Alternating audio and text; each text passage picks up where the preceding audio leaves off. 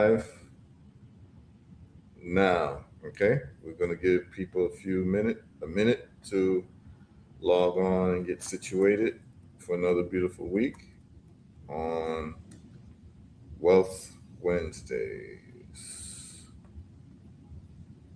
So hold on, I need to get into my Robinhood. Let's see what we got here.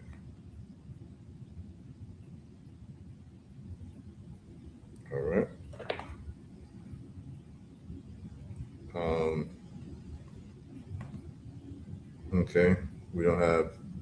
Okay, people are starting to tune in. People starting to tune in. All right. Big up Melissa Carroll.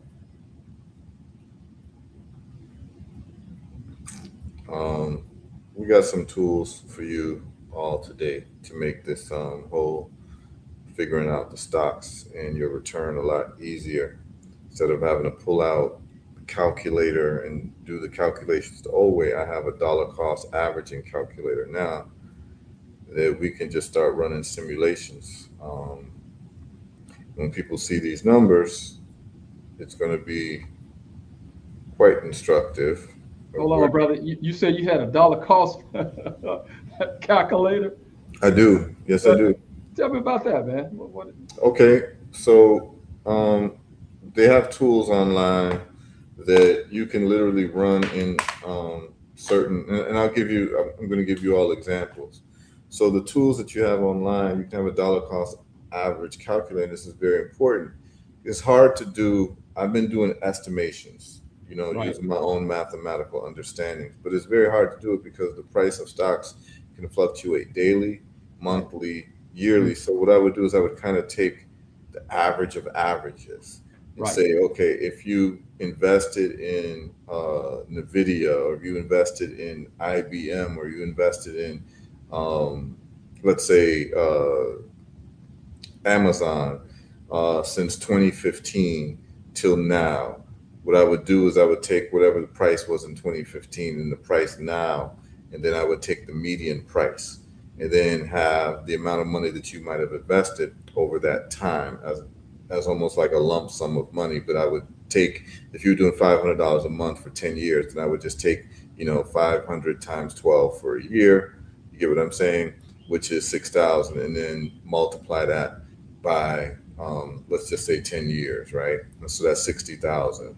So I would take that multiplied by whatever the stock price median is. It's not accurate, it's just giving you a sense of what the money would be. But I have an exact calculator now. I'm going to show you all where to get it. And then you can start running your own simulations. And what it does is it teaches you um, what could have been if you knew this information. This is something that I've been doing with Bitcoin and Tesla, and it worked out very well for me. So I'm just showing you all that we're at a new juncture of disruption, which is AI, which Brother Red Pill knows all about. And it's just changing everything. And most of the productivity of the economy is going to be done by AI, which means that most of the growth is going to be AI. And so what we're doing is we're going to actually do the calculations, and we're going to juxtapose that with some of these AI stocks that we're dollar cost averaging right now. So you would look at AI stocks or AI related stocks as um, IPOs in a sense, because you might have companies like Intel or AMD. They're in much more demand now, and so they're actually going to be starting in their growth in a lot of ways, like what's happening with SanDisk because of the demand for compute space, which is microchips and memory. So when we use, as we call, first principles thinking, we look at the mutable truths and what are the limiting factors. When we talk about AI, the limiting factors for AI is memory, which is compute space, and also electricity. So any companies that are related to AI in terms of energy and compute space, which is solving those two limiting factors, are going to have um, the growth that we're looking for. And what is the growth that we're looking for? Let's just put it in numbers. It's always important to talk numbers. The growth that we're looking for is 10x within 5 to 10 years. So whenever we're investing, this is not get rich quick. This is get rich slowly. There are other ways to get rich faster, which would be using stock options and also doing forex. However, it does come with um, some negatives, which is that you can lose your money. You can actually go to zero with stock options, and you can go to zero with forex because you can get stopped out. But dollar cost average is typically the safest way to get wealthy. And what you're doing is, irrespective of price, you're choosing a mover. Um, you choose the industry that's the mover, and then you choose the top companies within that space. And what you do is you religiously, whether it's weekly, monthly, bi-weekly, you put money into it, and what you do is you accumulate these stocks over time, irrespective of what the price is. So you don't care about the price fluctuations, and you're actually happy when the price goes down because it allows you to buy more shares per dollar. So dollar cost averaging, what we're going to do today, we're just going to look at some of these. We're not going to take too long today. I got some mango trees I got to plant, so I got to get back into the orchard and start, getting my hands dirty this morning. But this isn't going to be a 3 hour show like we've done in the past. But what I want to do is show people the tools that they can use and start looking at these numbers, okay? And it's going to be very, very instructive as to how you need to move forward. So we've got enough people tuned in. Big up to all of the listeners on Know the Ledger. Big up to all the listeners on Know the Ledge Media. Big up to all the listeners on WSYP 95.1, the powerful Sankofa Revolutionary Radio. Big up to all of the people watching me right now on Facebook. Big up to all the people watching on my YouTube channel, which has been resurrected. Of course, they love to ban me because I say things that they don't like. I don't care. We have our own properties whenever we want. We can go to herutrades.com, which you see under my name on the screen, and we can go live there as well. That's a site that I control 100%. We can go to Sankofa Revolutionary Radio's website, which is controlled 100%, and we can also move to Red Pill's Patreon, which we do on Mondays. Just for a little housekeeping for the people who tune in, on Monday, what we did on Monday was we covered autoimmune illnesses, right? And we went over the Coimbra protocol. So anyone who has, let's say, any autoimmune disease in terms of lupus, rheumatoid arthritis, multiple sclerosis, Hashimoto's, Graves' disease, Jorgen's disease, Crohn's disease, any of these diseases, we covered extensively the mechanisms of action and how people have been getting results with the Coimbra protocol. The week before, we went over Dr. Alan McDonald's work, where he was able to see nematode parasites in the cerebral spinal fluid of multiple sclerosis patients. And we shared where you can see that on YouTube. So those of you all who might have missed Monday's show, we always have to leave YouTube whenever we do the health talks, because that's what they're sensitive to banning. If you missed it, I believe that Brother Anthony played reruns during the week. And then also Red Pill through his Patreon has the show as well. And the show is still on my Facebook. It lasts on the Facebook page for about 2 weeks till it gets deleted. So if you are somebody who has a family member or yourself has some type of autoimmune illness, it would behoove you to go and get those videos and sit down and watch them, because I think it could be life-saving and life-changing information in terms of a way that you can actually solve this problem. Okay. You definitely went in, you solved it, you gave solutions, you played the video, dropped a lot of information. It was almost like a college class that we was in. So I double that, I second that motion. Make sure y'all tap in. The information is life-changing. It's on Patreon and it's on his website. So please take advantage of it. Absolutely. Too hot for YouTube, but definitely life changing for everybody who gets in touch. And you can send it to your loved ones and your friends, family, coworkers, etc. Absolutely. I mean, the bottom line is that if something's not working, you've been seeing people, professionals who are supposed to deal with this problem, and they tell you you're going to have this problem for the rest of your life. Or they tell you that you've got to take these, medications for the rest of your life.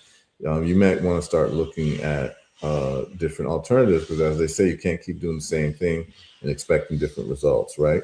So, what we're doing is we're providing people with scientific evidence, we're giving people testimonials, and we're giving people a protocol. I don't think you can do any more than that. We're going to keep doing it. And I will be in England giving a lecture on autoimmune disease and cancer, high blood pressure, and diabetes, as I just did in Richmond this weekend. I will be in London, England, on giving a lecture on the 11th of July. So I look forward to that, to the England Massive. And then what we'll do is someone's asking me if I can come to France to do a lecture as well. I might. My French is okay. It's not too good. Peut-être. So we'll see. And that just means maybe, perhaps, I'll go to France and give a lecture and see if I can resurrect some of my French. We'll see. But after that, I might go to Africa. I'll go to the continent, or I might just come back to the States, depending on what's happening. But yeah, the month of July, I'll be traveling a little bit. And big up to everyone who's tuned in internationally. If you are interested in me coming to your country to talk about health, definitely let me know. I travel worldwide, whether it's South America, the Caribbean, Africa, Europe. Just let me know. We can arrange it and we can do a lecture. If not, I can always do a lecture by Zoom. So just tell people, go ahead and go to herbalresults.net. Go to testimonials page just to start off with, and you'll see a whole bunch of videos on people who've had cancer reversals, a whole bunch of videos of people who've had high blood pressure, diabetes reversals, epileptic seizure reversals, so forth and so on. So I just want to do a little housekeeping for people. Let me see something. All right. So, brother Anthony, brother Red Pill, let me get your comments on what you all been seeing in terms of what we're doing with this wealth information. What type of comments you're getting from people? How has it enhanced your life in any way? What type of moves are you all making? It definitely put me on the right path. It got me into capturing some of this wealth that was being created over the past 30 days. I'm running into people at festivals. Like, I'm literally running in because I haven't been outside for a few months. I've been hibernating. So now that I'm outside, I'm running into people in real life, IRL, and they're telling me how their investments have, created a cushion for them. Once a person gets on a path and things start working out, it's just really about compounding it. So there's a lot of compounding taking place. Once you lock, they just locked in. They're like, look, I'm just investing. I'm waiting for more information. So yeah. There is also a lot of people that don't know what we've been doing, and that's also kind of crazy. There's a lot of people on this platform that haven't tapped in, and they missed out on some of the opportunities. But I'm gonna do a little more promotion on my end to put it in front of the Melanin Monday crowds and things of that nature. I gotta like promote inside my own platforms because there's a lot, it's media, so there's different niches that we provide. Okay. Okay, Yeah. brother Anthony. I see my brother's asking about how can we find out about the London session, man. You want to comment on that? You want to answer that question, brother? I sure will. So what I'm going to do is I'm going to just show you all the flyer. I'm gonna share with you all the flyer. Right. The London session should be historic. Apparently, from the conversations I've had with some folks on the ground, there are people who have been using the protocol for cancer. We have over 10 reversals in the last few months, and they will be attending the lecture and sharing their stories. And it's really about show and prove, like giving people receipts. And so this is the lecture flyer. I'll be posting it on my Facebook and my other social media destinations such as X and Instagram. You just, go to Heru Oforiata on Facebook and you'll see the information. But can you all see this? Yeah, we got it. Okay, so it is Saturday, July 10th, July 11th, sorry. And it starts at noon. We'll be starting at noon sharp, and the door opens at 11:30 a.m. And of course, it has myself as an illness reversal engineer. That's what I refer to myself as. And the group that's bringing me is called Global Legacy Builders, a very, very serious group of people who are about global legacy for our people and solving a lot of these health problems that are really, really shackling our people down. And the title is The Path to Eradicating Cancer and Autoimmune Disease. And we're going to not only be doing cancer and autoimmune disease, we're going to be spending a lot of time on that, but we'll also be covering not only just cancers and tumors, high blood pressure, diabetes, kidney failure, and then other autoimmune disorders. Okay. The place where it's going to be held is at the Doubletree by Hilton in London, Kensington, on 100 Cromwell Road, London, SW7 4ER. Okay. And those of you all who are interested in getting more information and buying tickets online, you go to globallegacybuilders.paperform.co. That's globallegacybuilders.paperform.co. And the phone number to contact if you are in England, you're going to dial 077-677-91435. Tickets are selling very, very quickly. I haven't even started promoting this on my Facebook, but Global Legacy Builders, the promoters, they've been promoting it, and it's a pretty big venue, but they say it's like 50% sold out already. And the lecture isn't until another 2 weeks or so. So we're expecting it to be standing room only. A lot of people in England are suffering from these diseases. England's climate is not conducive to tropical people. And so, we can already see that most people in England have vitamin D deficiency. And particularly if you're of any type of African descent and you've got darker skin, you're going to have these vitamin D deficiencies in these northern climates. And so we're going to break it all down. We will have, people have asked me as well, we will have product there. Global Legacy Builders is an official distributor of Herbal Results. They bought a whole lot of product to prepare for that day so that they don't sell out that day. They've been selling product ever since the last couple of weeks since the order was shipped in, and they got the order from customs. So they've got, a lot of product available for people to buy in England, and they're going to be the main distributor in England. And so you can contact Global Legacy Builders at the phone number and at the website that I shared with you all. And you can just come to the lecture and meet them. And we're going to have, like I said, live testimonials of people who have benefited from the products and the protocols, particularly cancer reversals. So we should have a good time in London.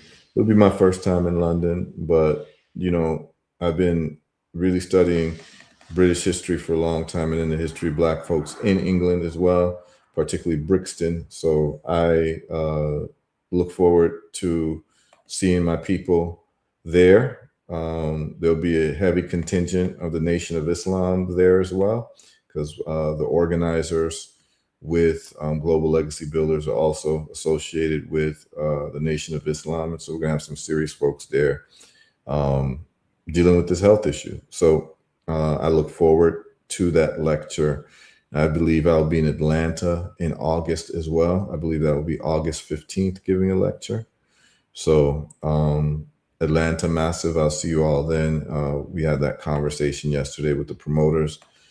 So that's a little housekeeping for y'all. So, that's Mondays when we deal with health. Now, let's get back to this money. Okay. All right.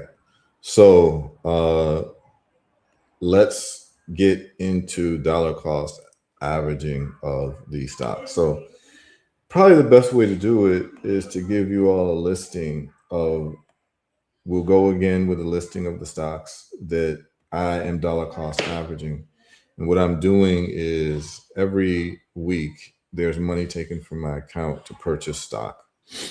And I suggest that anyone who's interested just follow the same thing, right? And the people who tune into this show, you all get like definite gems that people just aren't getting. And so what I've identified is I've identified 5 or 6 stocks that I believe are going to explode in the next 5 to 10 years.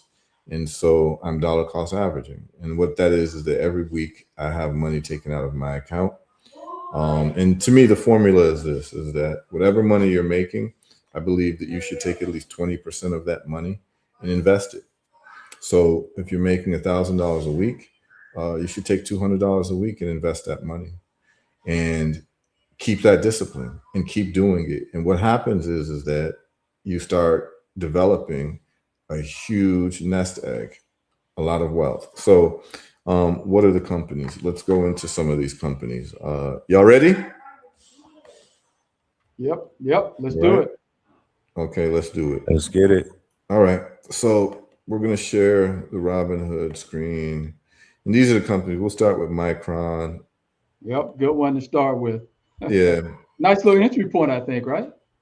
Well, I mean, no? as they say, the best time to plant a tree is, 20 years ago with these AI stocks would have been a year ago. Right. But we're just starting really in terms of it blasting off. It's still on the runway, y'all. And so if we look at Micron, I started my dollar cost averaging a little bit over a month ago. So we're actually watching this. You all are going to see this in real time. And so every week we're going to give you all updates as to how these stocks are doing that we've chosen. So today, Micron is up 0.58%. In the last week, it's been up 0.4%. In the last month, it's been up 18%. It means I've made 18% on my money from last month. 3 months ago, it's been up 163%. And look at this upward slope that it's doing, right? And then since January, which is year to date, it's up 257%. That's how much your money would have grown. And in the last year, it's up 745%, which is an amazing year, right? So that's Micron. And the way you do it on Robinhood is you just go to buy order type, and then you go to recurring investment. You click that, and then you just put in the amount that you want to invest. Wait, hold on a second. Give me a second, y'all.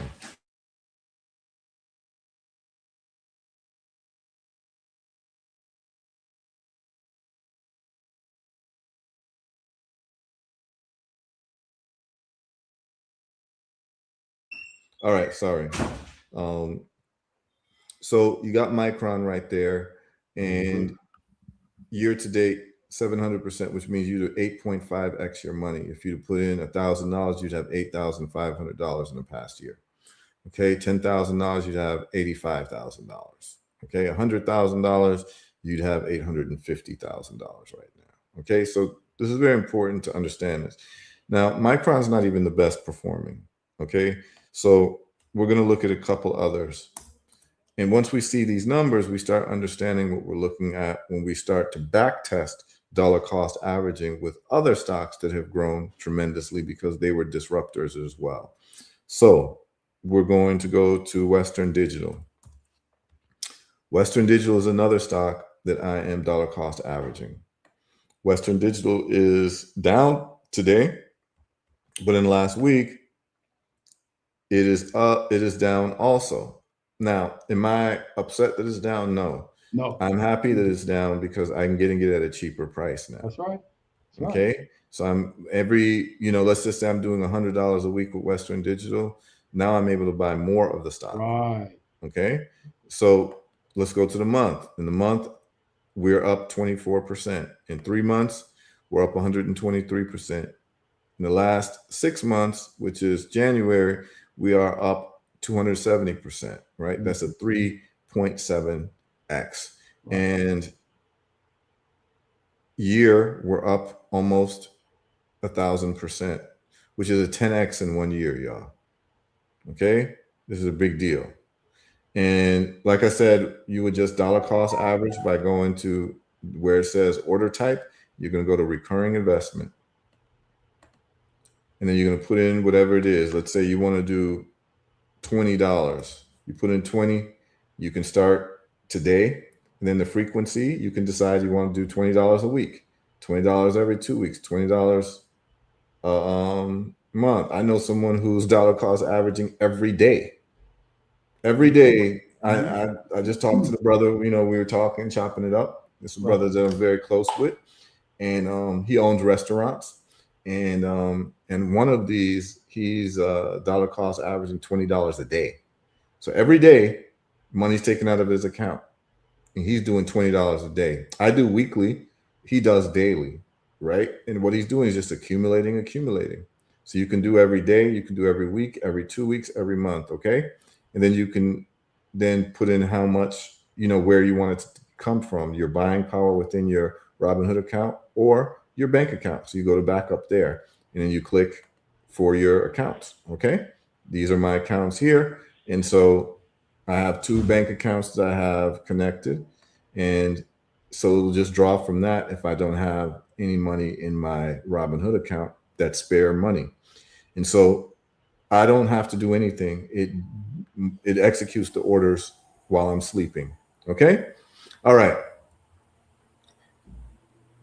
1 year, 10x, Western Digital. So of course, we're very serious about Western Digital. All right. For Brother Heru, yes. some of the new traders and investors out there, for them, I know they can subscribe to you, but what are they looking for in these companies when they do their research on companies? Explain what you're doing. What are you looking for to determine whether to put your money? There? What we're doing is we are going to simplify this whole thing, because there are going to be a lot of people who are into stocks. Right. And what they're going to do is they're going to try to complicate this thing for you. Let me stop sharing the screen. All right. What they're going to do is complicate it for you. So what they're going to do is they're going to tell you, oh, you need to look at their earnings reports and, look at, certain filings that they did over time and PE ratios. They're going to use all of this little slick talk. Right. What we're doing is, because as Red Pill know, we're in the age of AI. What I do is, number one, so this is the first way to do it. You think about the history of technology and what technology is about. This is what you call first principles thinking. Right. Technology is always about making things easier, cheaper, more efficient, and more convenient for human beings. That's what technology is. Since the beginning of time, since the wheel was invented, right? The wheel was more efficient, more convenient, all of that, right? Cheaper, and it made things easier for human beings to actually go from A to B, and also to transport goods, right? Okay, so you look at the wheel, and then you start looking at different technological advancements. And so I always use the example of the automobile versus horse and buggies, right? The automobile was clearly disruptive because in the transportation industry, it is more convenient, more efficient, and it checks all those boxes. So when something checks all those boxes, it's going to be what they call disruptive. What we mean is that it's going to change transportation as we know it, right? So understand that history in the future always moves towards advancement in technology, right? We used to have stairs to go upstairs. Then we had elevators that were manually operated. Then we have automated elevators now, right? And so if you understand that, you knew that the elevator was going to be disruptive in terms of building architecture, where if you're going to build a, 50-story building, are you going to walk up the stairs? You're going to take an elevator. Well, in the past, you'd have to walk up the stairs, but now we have elevators, invented whatever in the 1960s or whatever. And so anyone who was looking at that would know that the elevators are going to be disruptive in terms of traveling up and down a building. Okay. And then you had the porter who was, the elevator operator who's operating the elevator. And then you have automated elevators. We no longer need a porter. You no longer need a human being operating it. You just press the button and it takes you there automatically.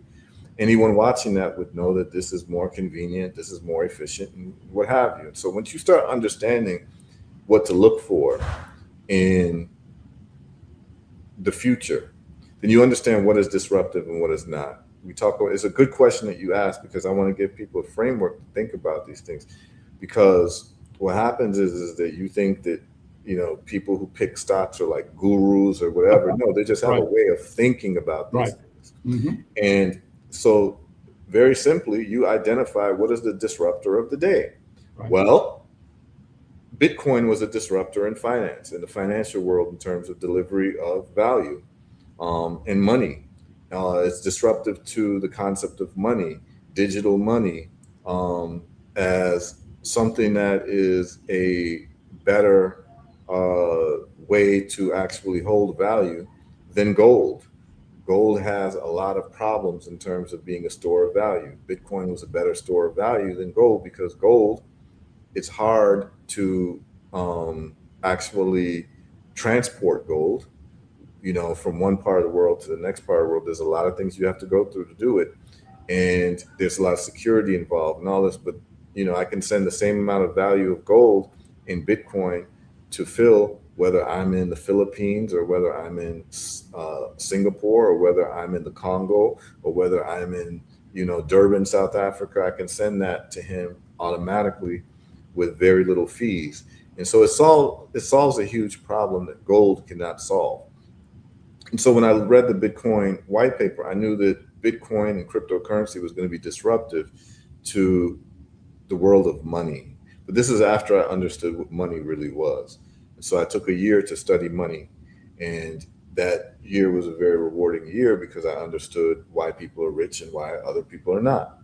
And so I invested in Bitcoin very early in 2011 when it was under $100.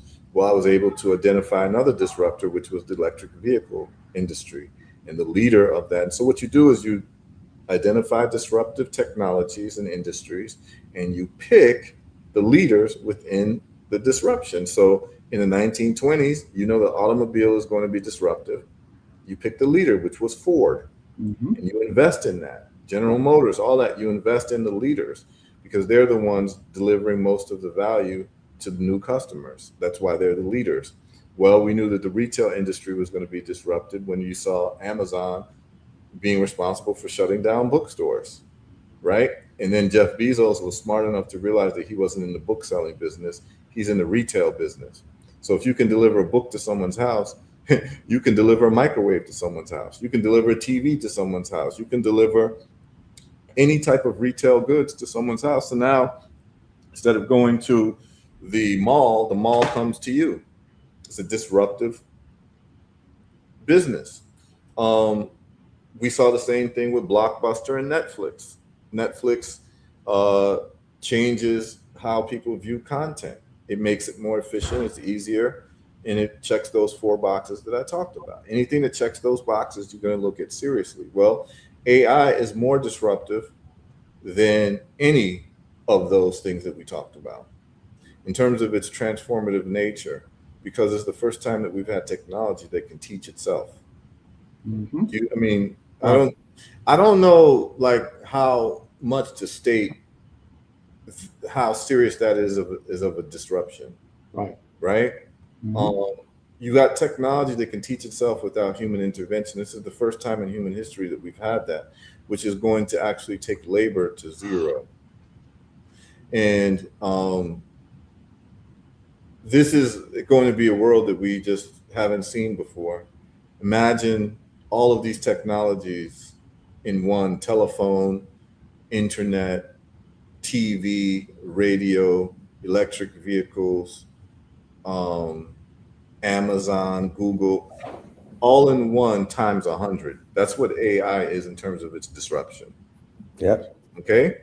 Red Pill is very clear on that. So then, if you know that something disruptive is happening right under your nose, what do? You do the same thing you'd have done when the automobile was introduced over horse and buggies.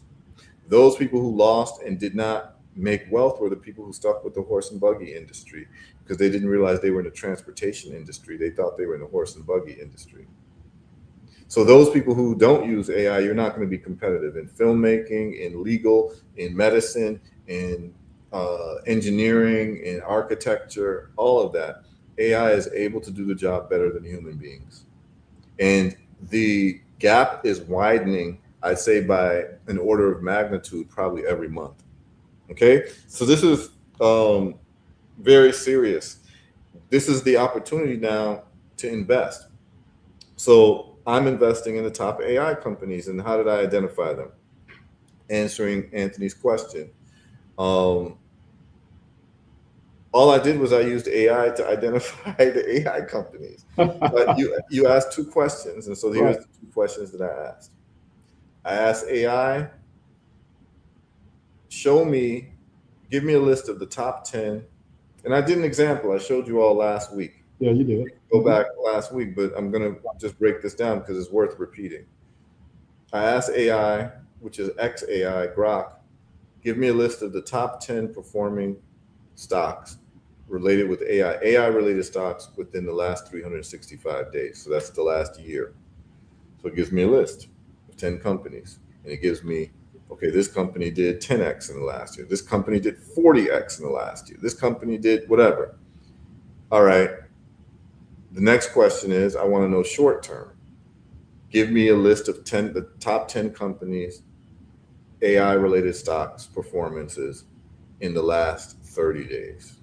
Then it gives you a list. And then what you start to notice is there are companies, the names are being duplicated in both lists. That means that these companies are winning in the last year and they're winning in the last month.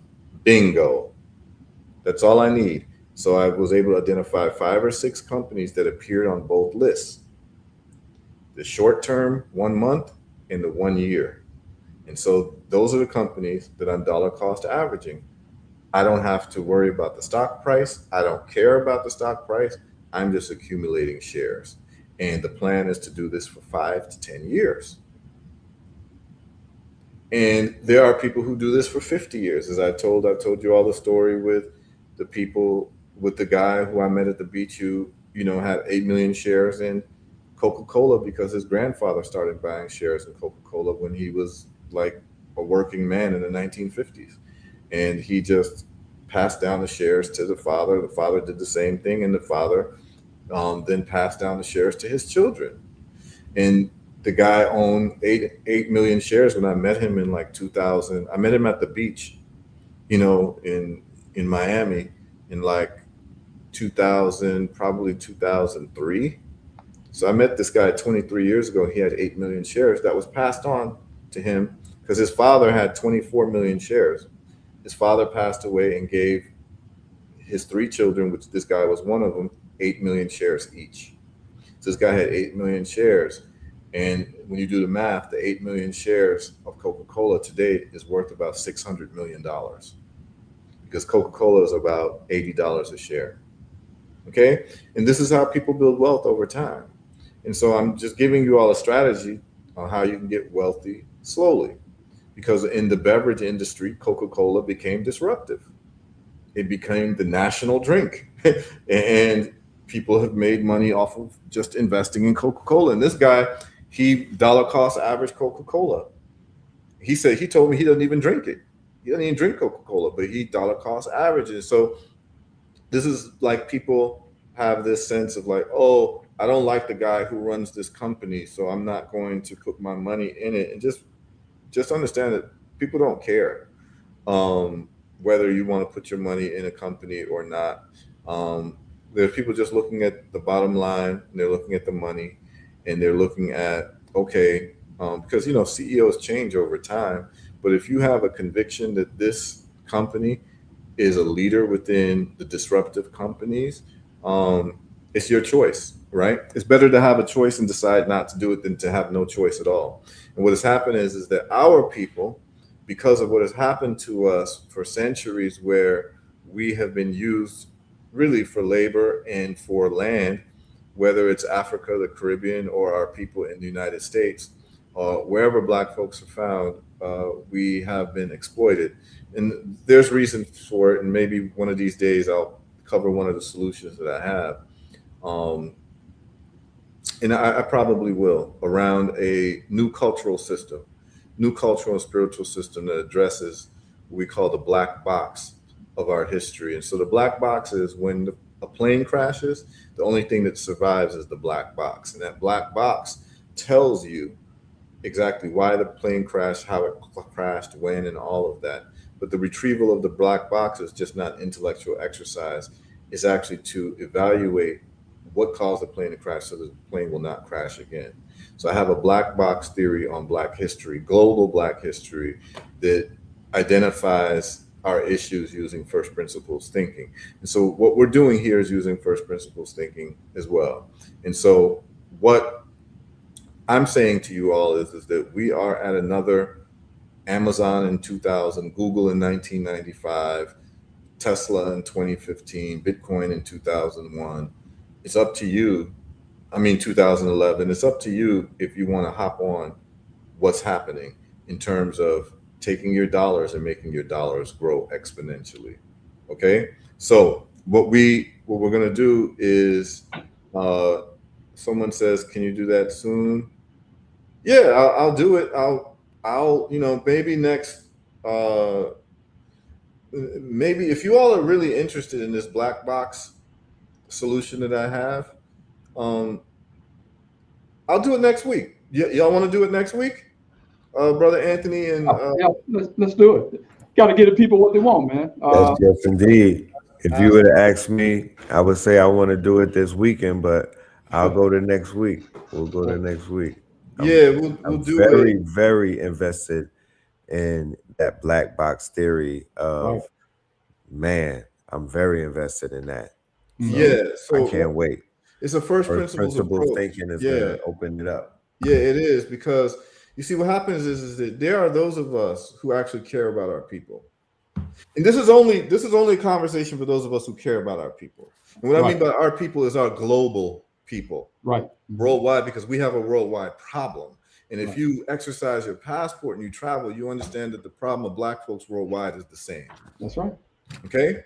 And so what we're looking for is a universal, you see, like physicists right now, for those of you all who don't know, physicists have a problem. They're looking for, so they have the theory of relativity, but they're looking for a theory that unites all the different forms of mass and energy.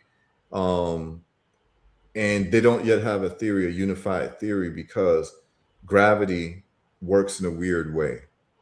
So you have electromagnetism, you have what they call the weak force and the strong force. And what physicists have been trying to do is unify the theories into like one unified equation. The problem is that gravity is the oddball. So what they're trying to do is find a unified, and string theorists have tried to do this. It's a more complicated conversation if you don't have the background in this, but the top thinkers in the world of physics, and physics is the science. Physics is the science that controls everything. Physics is what gives you nuclear weapons. It gives you nuclear energy, understanding, the nucleus and protons and all of that. And the splitting of the nucleus is what changed the world. I don't want to get too much into physics right now, but physics is very important if you want to be a powerful people. There is no powerful people without the understanding of mathematics and physics. But what they're trying to do is that they're trying to unify all the forces together. And they're looking for one central unified theory, okay, to understand the world better. And so physicists are working on that, and it has not been completed. And string theory has actually delayed this. There's a whole, for a lot of people who don't know, there's a civil war going on in physics right now between the string theorists and the people who are outside of string theory. That's a whole different conversation, but you should be aware of that, okay? Some of the smartest people in the world, there's a civil war going on, okay? Now, they're looking for a unified theory. So why are they looking for a unified theory? Because they're looking at force. They're looking at getting a greater understanding of the world. And so if you are a Black person in this world and you're not looking for a unified theory for all of our people, then what you are is you're racing towards division. And so what division does on a mathematical level, so there's all these people that will be in your ear, and you know, if you go to Africa, because I spend a lot of time on the continent, I spend a lot of time in the Caribbean, I spend a lot of time in America, and the least productive of our people are focused on division. So if you go to like Nigeria, you'll have people who want to separate them. So Yoruba versus Igbo, Igbo versus Hausa, this goes on. And it doesn't serve the interests of the country, it only serves the interests of the people who want to colonize you and enslave you, right? Because your division is their power. Akan versus Ewe, you know, this group versus that group. And you see this type of stuff happening in South Africa right now, where you have certain South Africans who are against African so-called immigrants. And so all it's doing is making the Black people in all of Southern Africa weaker, right? What division does mathematically is division seeks to go to zero. Always remember that. On a mathematical level, division seeks to go to zero. So therefore, those people who are looking for us to be fruitful and to multiply are looking for a unifying theory. And as a matter of fact, the best of our people in our history have been unifiers, right? When Harriet Tubman was doing her work, she was not asking what plantation you came from or, you know, which plantation was better. She wasn't dividing people based on religion or plantation, and she wasn't dividing people based on what, you know, port they landed on through, whether it was the Charleston port or the port of, you know, in Georgia or wherever. They, you know, just said, we're all in this situation and we're going to have to unify, regardless of whatever so-called differences that we have. And most of these differences are defined by our enemies anyway, right? Other words, like, I'm going to divide against you because you were born in America and I was born in Jamaica. Well, Jamaica and America are defined by the people who enslaved us. Those are nation states that were defined by other people. Like, you know, like you'll see, like, it's just like you see like Crips and Bloods and East Coast versus West Coast. Like, I mean, it's a waste of time. But the point of the black box theory is getting to a unified program for all of our people worldwide. And so I will talk about that next week. And it's a cultural paradigm shift and a spiritual paradigm shift. And I think that you all will find it very interesting. But I'm dealing with the black box of what happened to our people globally and how we can prevent the plane from crashing again. Because that's the only thing that matters. When the plane crashes and you get the black box, you want to make sure that that plane doesn't crash again. And so what we're doing is we're going to use first principles thinking to identify the two limiting factors in global Black history. Okay. And it's going to be a great conversation, and I have, you know, the solutions and all that. Okay. So, can I add on? Yeah, there's a negative comment here. Damn, not another one trying to get us back to Africa. Oh my God, respectfully. So here it is that I have zero tolerance for people who hate Africa, Black people who hate Africa. So you can tune out. Melody, Aurora, you can just tune out because I love Africa. And if you don't love Africa, you can just tune out and just do whatever you're doing. You don't have to get any of this information from me. There's zero tolerance for the division of our people, period. So you can leave. Please do. All right. And I'm not going to argue with you. Just don't tune in to me. Okay. All right. Now, because Africa is the continent that has the most black people, so if you hate Africa, you hate black people. Right. So I don't, basically you sound like Billy Bob and Jethro in terms of your talking points. All right. Yeah, that's crazy. So, these are people who rather live with Billy Bob and Jethro than Amadou and Akua. Right. So, right. if you're allergic to Africa, this is not the conversation for you because we're talking serious things here. Right on. All right. All right. Now, back to, yeah. I think you were at Western Digital in DCA. Yes. Yeah. Yes. Okay. So next week we will talk about the black box, and Western Digital is one of the companies. We already saw that Western Digital is doing close to 10x per year. Okay, did 10x for this year. Okay, let's go to sharing this again. And what you all are going to see is you're going to see explosive growth because this is what you're going to see with a disruptive industry. That's Western Digital. Y'all can see that? Yeah. Okay, the next company that we're going to do is SanDisk. And hold on to your seats, people. SanDisk right here. And remember, I just started dollar cost averaging this every week. Okay, I don't like the fact that it just went bright, but we'll be able to see these numbers. So 1 week is down 3%. 1 month it's up 24%. 3 months it's up 183%. 1 year, year to date since January is up 700%, y'all. That's 8x. And then get ready for the 1 year. 4,000%. That's a 40x. That means that $1,000 would turn into $40,000. Oh Lord. Okay, so that's SanDisk. So I'm dollar cost averaging SanDisk. Okay, there's another one I'm dollar cost averaging, Hut 8, and this is what, by the way, this is what AI identified for me asking those 2 prompt questions. And so I'm sure Red Pill can tell you all about the power of having the correct prompts for AI. Right, it changes everything because if you ask the right question, it's the you get the right difference answer. between remember we're talking about large language models, keyword language, and your language activates the model. So you ask the right question, which is structured as the right prompt, you literally can unlock a bank vault full of data and information. There are frameworks and ways to actually prompt it the right way. Of course, you're not just throwing it out there and, shooting your shot. There's also something called loops and agent loops, which is replacing prompts. And we also have skills and markdown files. So yeah, this is something that we teach on a consecutive basis.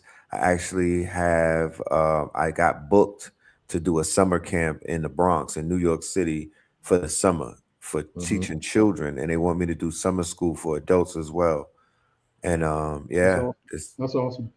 Yeah, it's beautiful. It falls right in line what I wanted to do because I wanted to get in front of the children. That's right. And I wanted to get in front of the elders, some of the people who are my age and older, right? Because there's just too much opportunity going on right now. Right. Excellent. Yeah. So when we look at Hut 8, all of these are AI adjacent companies or AI related companies, right? And they're dealing with memory and storage, right? So when we look at Hut 8, again, I just started dollar cost averaging a month ago, so it's not too late, y'all. And we're going to be able to see what this looks like in real time. So it's almost like we're doing this together as a family. Right. Keep in mind, I did this with Bitcoin. I did this with Tesla. I started Bitcoin dollar cost averaging in 2011. And I started Tesla dollar cost averaging in 2015. And I remember, I'll never forget, we'll always talk about this. Brother Anthony gave me a call one day, said, brother, tell me about investing. That's right. And I said, Tesla and Bitcoin. Right. Those are the 2 main companies I told him. And I think you called me around 2018. Yeah, I think it Maybe we was had this around that time. conversation. Was it Right. 2018 or 2020? Maybe it was during COVID. I think it was during COVID. You called me to I think ask it me. So it was. was like 2021, Right. right? And I know you got right into it and you've done handsomely well.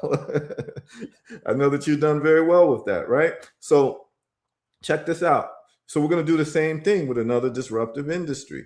Hut 8, okay, says in the last year, let's just go the last 3 months, we're up 123%, means that you would have doubled your money already in 3 months. Year to date, 142. The year, 610%, which is 7x your money. Okay, so Hut 8 is doing quite well. So we have Western Digital, SanDisk, MU, which is Micron, Hut 8. Okay, and the next company is STX, which is Seagate. Any of you all who've dealt with music or any type of film, you would know about these companies because they're the companies that have been providing the storage, computer storage, whether it's jump drives or whether it's any of these like storage, these storage containers that you would have. Like I have one here, right here, and I believe this is from, you see this right here? Let me show you all. So this is my external hard drive. Yeah, right. Yeah. Okay. So you have an external hard drive. Got one. Yeah, let me stop sharing this real quick. So these are companies that have been doing these external hard drives for years. And now they're exploding because guess what? What's an external hard drive? Memory. Yep. And this holds a few gigabytes, or actually terabytes rather.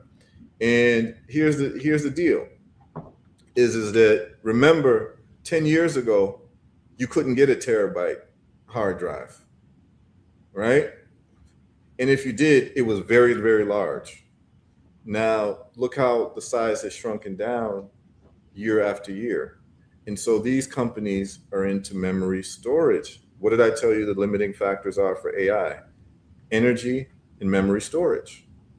Those are limiting factors. And so once you solve for that, AI can take off. Well, that's why these memory storage companies that have been in it for so long are experiencing this exponential growth, because they are providing the microchips and the memory storage technology and hardware for AI companies. These AI companies such as, OpenAI, Claude, all of that, they need these memory storage devices. So here's the deal. Hut 8, we're going to go back to these companies, and then we're going to bust out, and I'm going to show you all the dollar cost averaging calculator, where now you just have to just punch in a few numbers and you start seeing what you can be prepared to have in terms of money in the next 5 to 10 years, y'all. So get ready for that. Okay, we're going back to the next company, which is Seagate. Okay, those of you all who've been in music or whatever, you all know about Seagate and you know about Western Digital. If you need to store the data, if you've been in movies or film, or you're using your computer for high bandwidth of data, you already know about these companies. SanDisk, which has the little jump drives and what have you, that's the company that's taken off the most in terms of growth due to AI. Okay, and they're all pivoting towards serving AI. Okay, so let's share Seagate.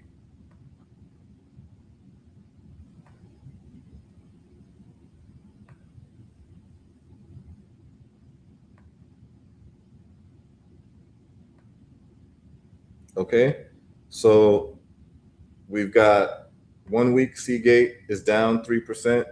1 month it's up 20%. You'd have made 20% on your money last month. 3 months, 153%. These are the numbers we love to see. 261% since January, and then for the year, it is up 660%. Okay, we love those types of numbers. All right, so those are the 5 companies that you want to look at. because when you start dollar cost averaging, you either wanted to do the dollar cost averaging start last year or you wanted to start today, right? Just so here's my statement, just like a fruit tree where they say the best time to plant a fruit tree is 20 years ago and the second best time is to plant it today. Okay, well, this is my statement. The best time to dollar cost average AI related stocks was really probably last year, as you see from these numbers, right?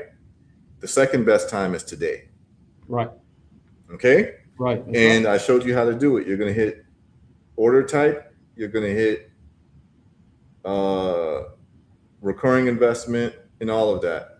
And it will automatically do it. And we're going to cover stocks in different countries as well. So it's not just American stocks. I'm going to go over Caribbean stocks and African stocks. There's some African stocks that are growing at 1,000% in the last month. Okay. It's just that people don't travel, so they don't know these things. But you could be making beaucoup money in Africa, you know, the continent that some of y'all black folks hate. But you can actually go to Africa and make a windfall, because the reason is that investing in Africa, if you've been to Africa recently, you see that Africa is under construction. Everywhere you go, you see public works projects in Africa with huge roads, bridges being built. If you haven't been to Africa, you wouldn't know this. But if you have, you would see that Africa is under construction. So investing in Africa now is like investing in Amazon, someone said, who hates Africa? We had someone post something earlier, if you missed the show earlier, basically, you know, indicating that they hate Africa and they hate anything about Africa. So we just wanted to clean that up. So anyway, I'm going to go over stocks in different parts of the world, particularly Caribbean and Africa, probably in the next 2 weeks, so that you all can understand what's going on. And the bottom line is this: investing in Africa now is like investing in Amazon in 2000 or in Google in 1995. And we're just using first principles thinking. Please understand that out of the 10 fastest growing economies in the world, I believe 7 of them are in Africa. That should tell you something. When someone tells you that, it's just like me telling you the 5 fastest growing AI companies in the world are these companies that I just told you, and you want to invest in them now, right? So if I didn't tell you that, and I'll have to, you know, give you all receipts. I want you all to see this. African countries, fastest growing economies.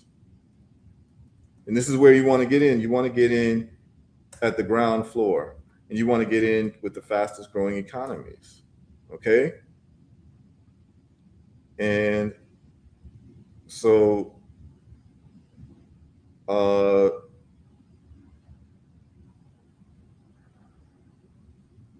have a link to that. Later on, I'll do it when you know, we start talking.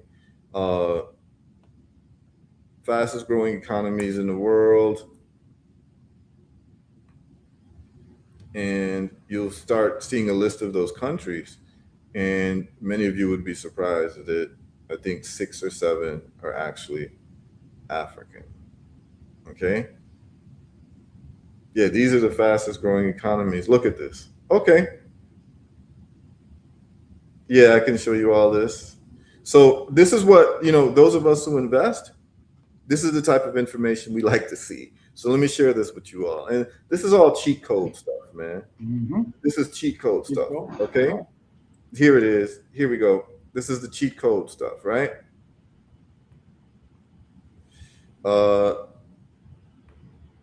Look at this. Fastest growing economies 2026. This is what you want to look at in terms of where you want to invest, because you want to grow your money, right? So you want to go to fastest growing economies. So look at this. Mm-hmm. By country, Macau, I don't even know Macau. But look at this. Guyana, which is, I would consider an African country because of its population, in South America's part, the Caribbean as well. Libya, Palau, Senegal, West Africa, Maldives, Fiji, DR Congo, Ivory Coast, Rwanda, Ethiopia. So you got 1, 2, 3, 4, 5, 6 out of the 10 are African countries. Okay. And then if you go to top 20, you're going to see even more. So what's happening, y'all, under your noses? And we can cover the economic growth of Africa probably in the next 2 weeks for people to understand what the hell is really happening in the world. Because if you just live in America, you're not getting the real news. You're not getting the real sense of what's actually happening in the world. And you're missing out on money. Because when I hop on a plane and I go to Africa, which I go quite frequently, the people on the plane are not Black folks a lot of times. They're either people from the countries, or a lot of times they're white folks. Right. And you listen to them talking, they're going to Africa to do business deals. Okay? And the bottom line is that that's where the growth is happening in the world. And so you might want to start looking at where you can actually benefit from real growth opportunities. And that's what I'm here to share with you all.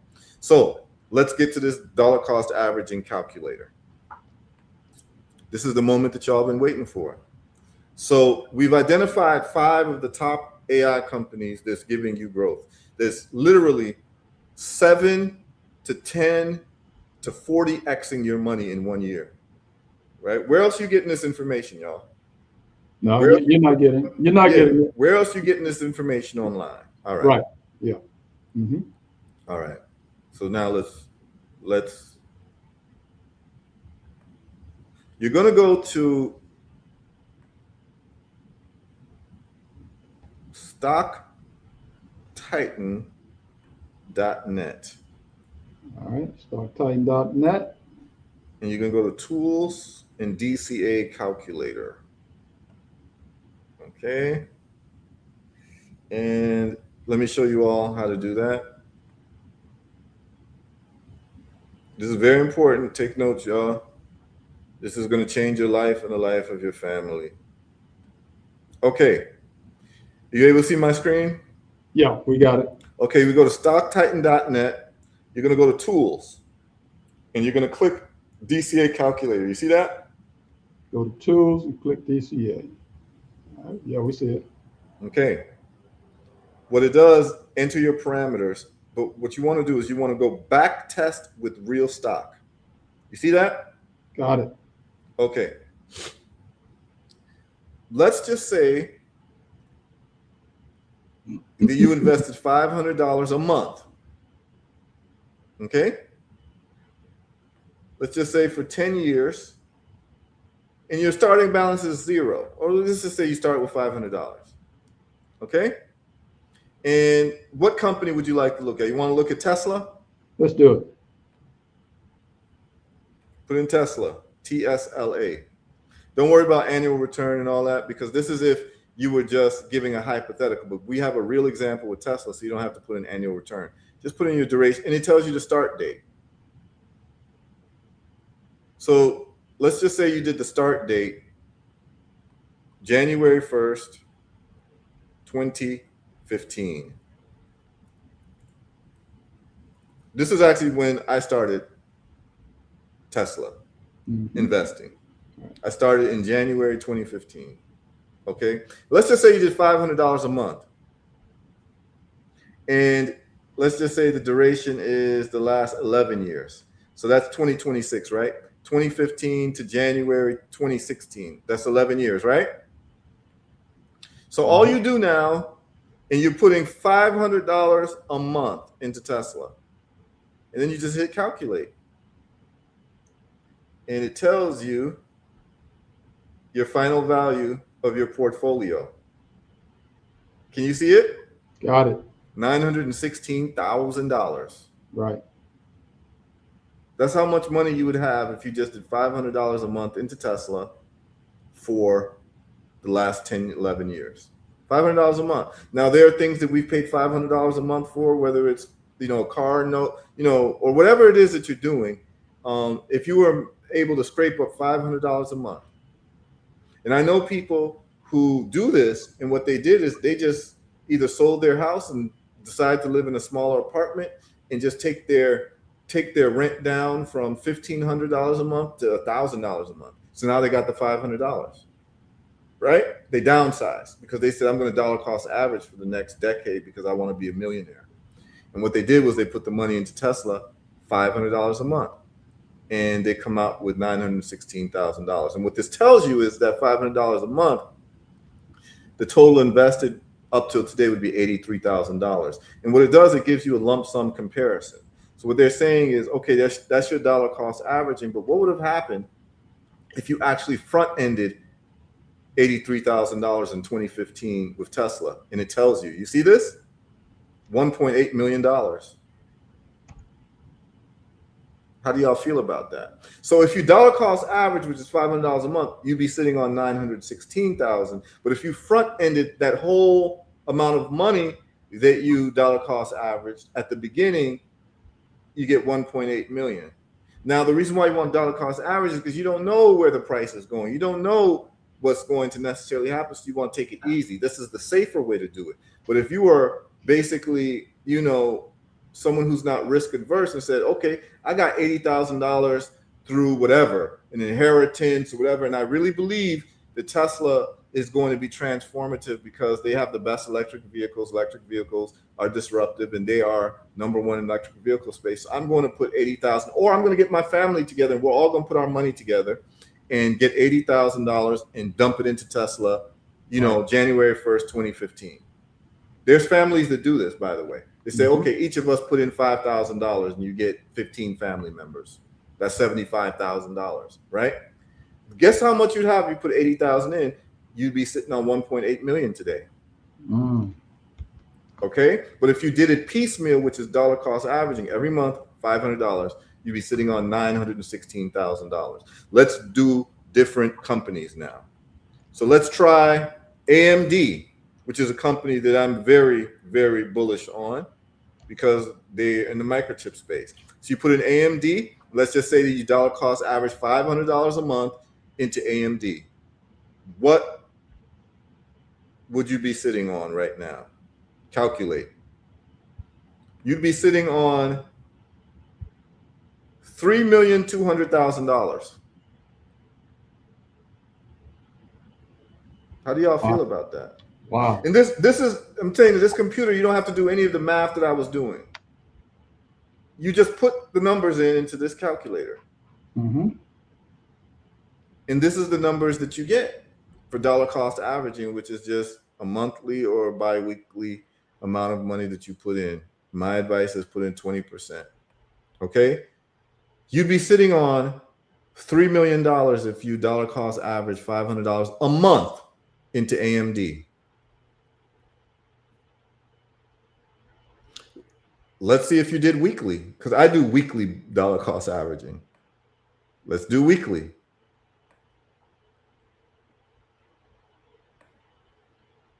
You'd be sitting on $12 million. Do you see that? Yes, sir. See where it says final port? You'd be sitting on $12 million because you knew that computer chips are going to be disruptive, of course. And you chose the leaders, which would be NVIDIA and AMD pretty much, right? And you just decide to do $500 a week. Now, $500 a week, someone say, okay, I can't handle $500 a week, right? There are people who can, like people I went to school with, you know, who are lawyers and doctors and engineers now.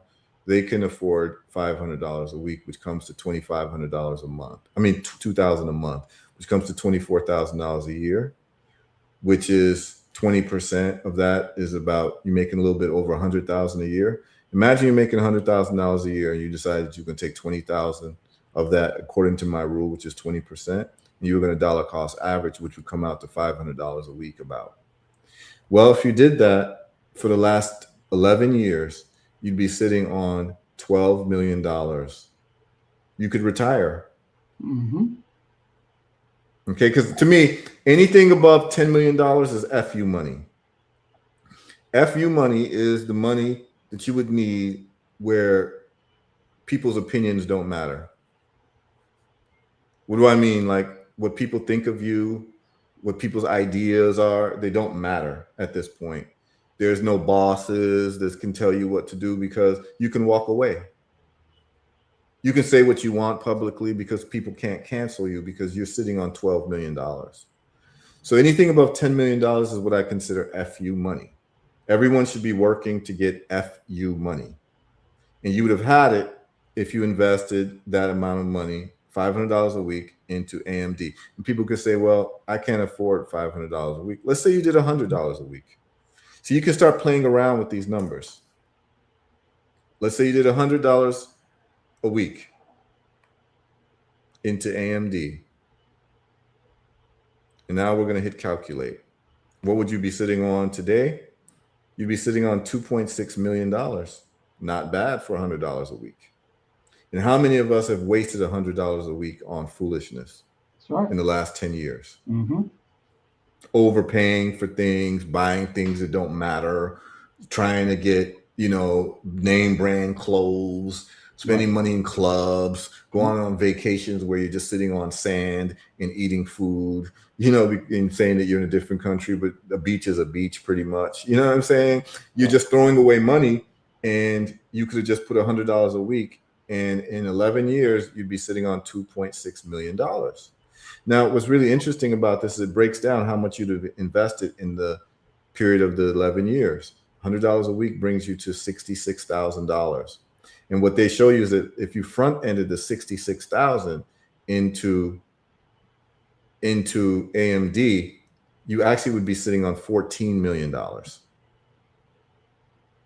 So it gives you the lump sum advantage. You're always going to have an advantage with the lump sum at the beginning, right? But it's risky because you don't know where this is going to go.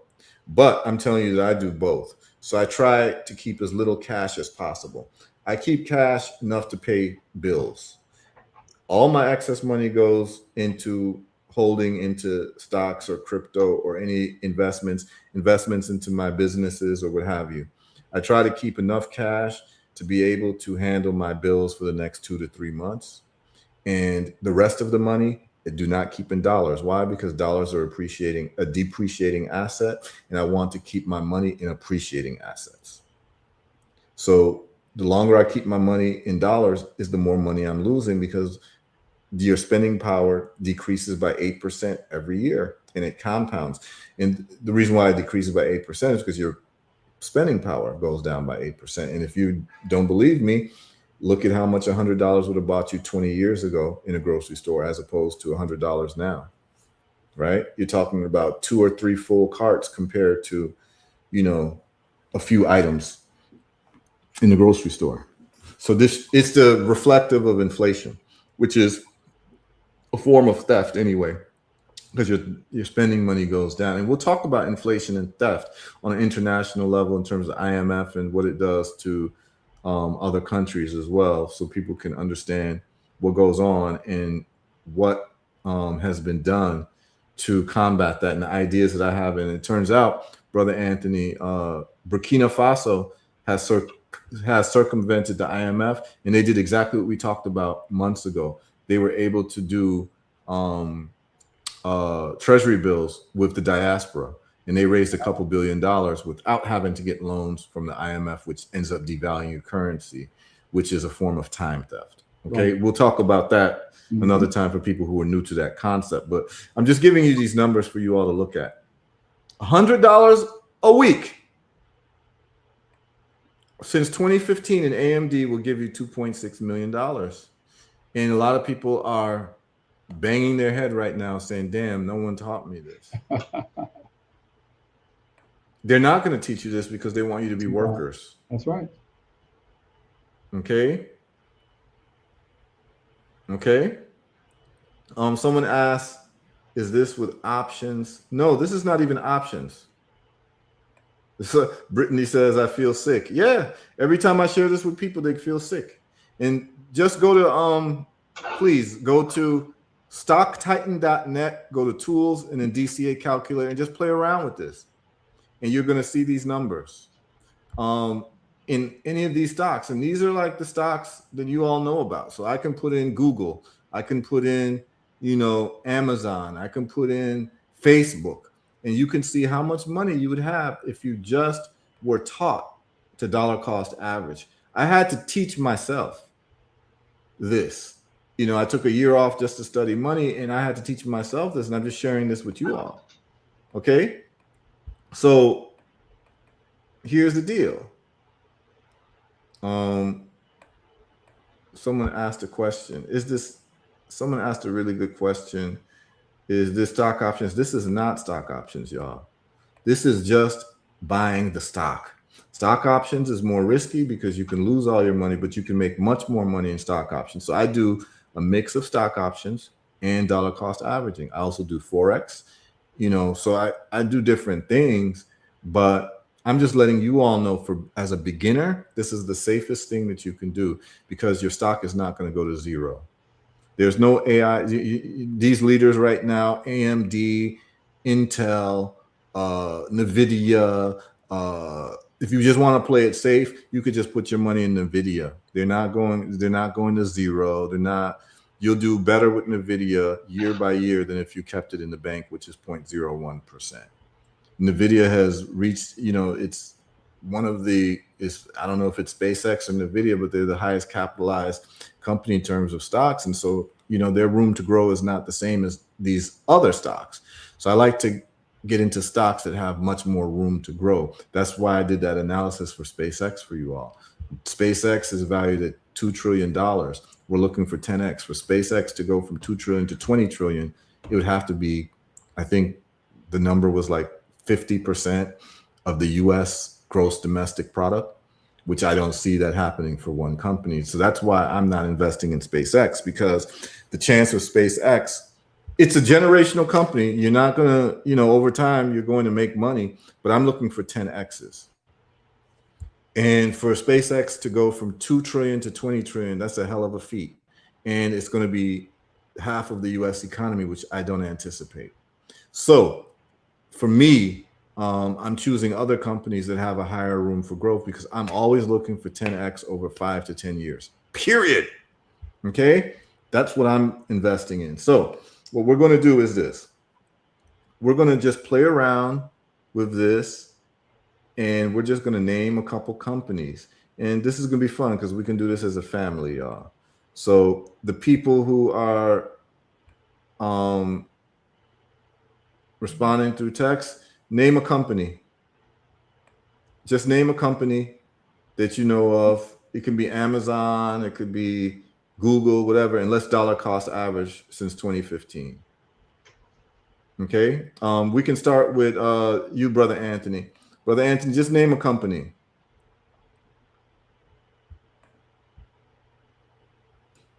You on, Brother Anthony?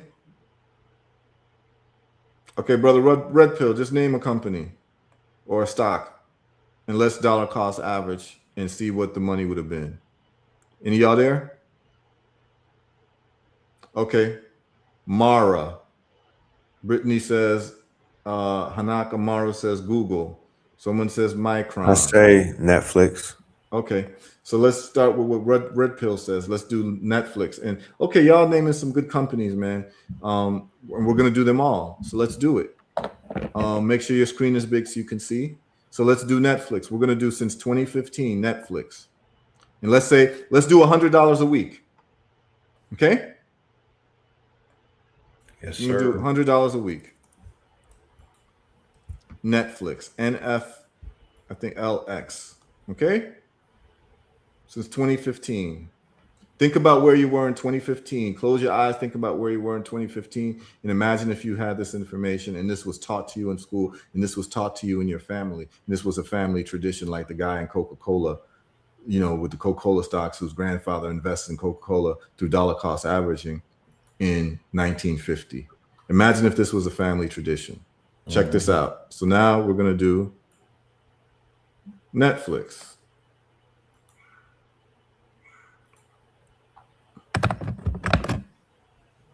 This is not right. 2015. Let's go. Hold on 1 second. When did Netflix do its IPO? Do y'all know when Netflix did its IPO? I can find out.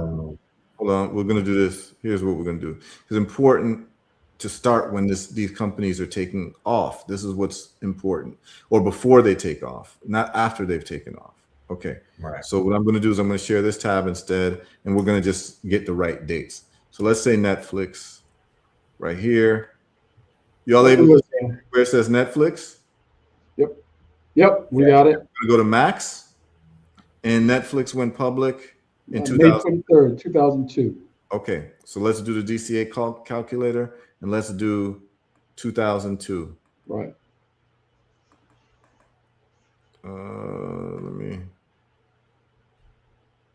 Let me do 2002. We're gonna hit back test with real stock. We're gonna put in Netflix. All of us were here when Netflix made its transition to becoming a leader in how people watch TV or TV series and movies. Just about all of us are old enough to have seen Blockbuster close down, right? And so if we were using kinetic knowledge at that time, so the start date was, let's see, we're talking about 2002, May 2002. Okay, so what I'm going to do now is I'm going to go to this DCA calculator. We're going to share this tab instead. Do you see the DCA calculator?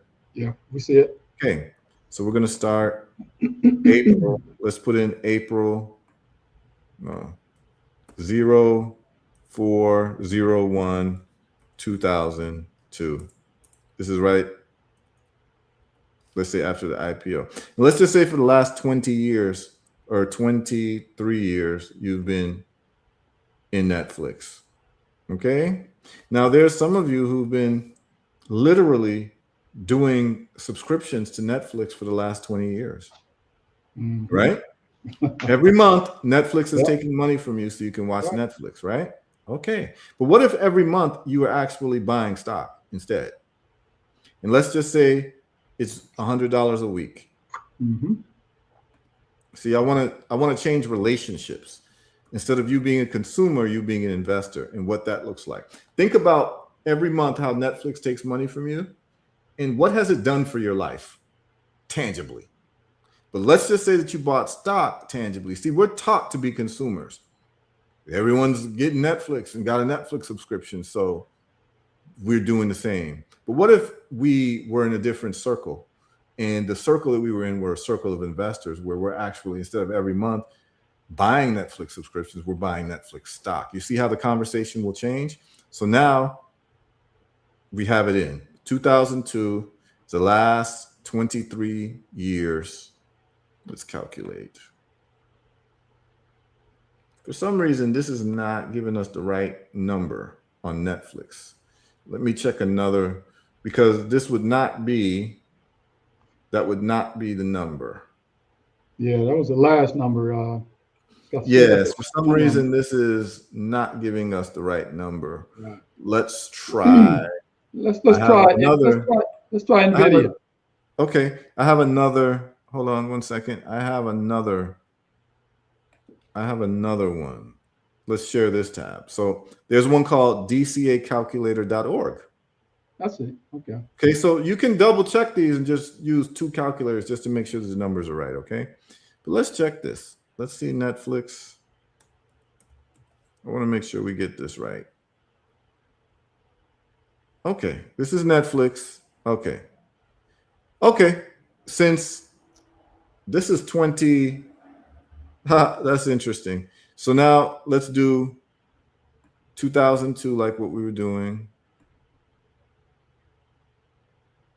We're going to go to 2002.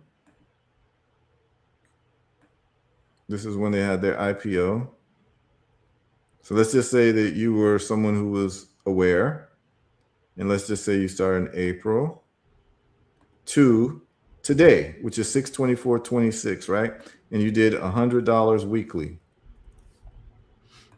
So this is always what you want to do, is you want to just double check. Some of these, sometimes there's glitches.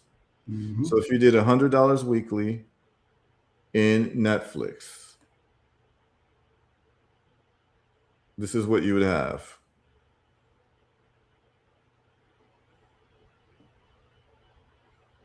We're going to dollar cost average. Netflix. Yep. So you'd have $2 million. You'd have $2,200,000. Does everyone see that? Yep. That's what you'd have. How do y'all feel about that? You'd be sitting on $2.2 million right now.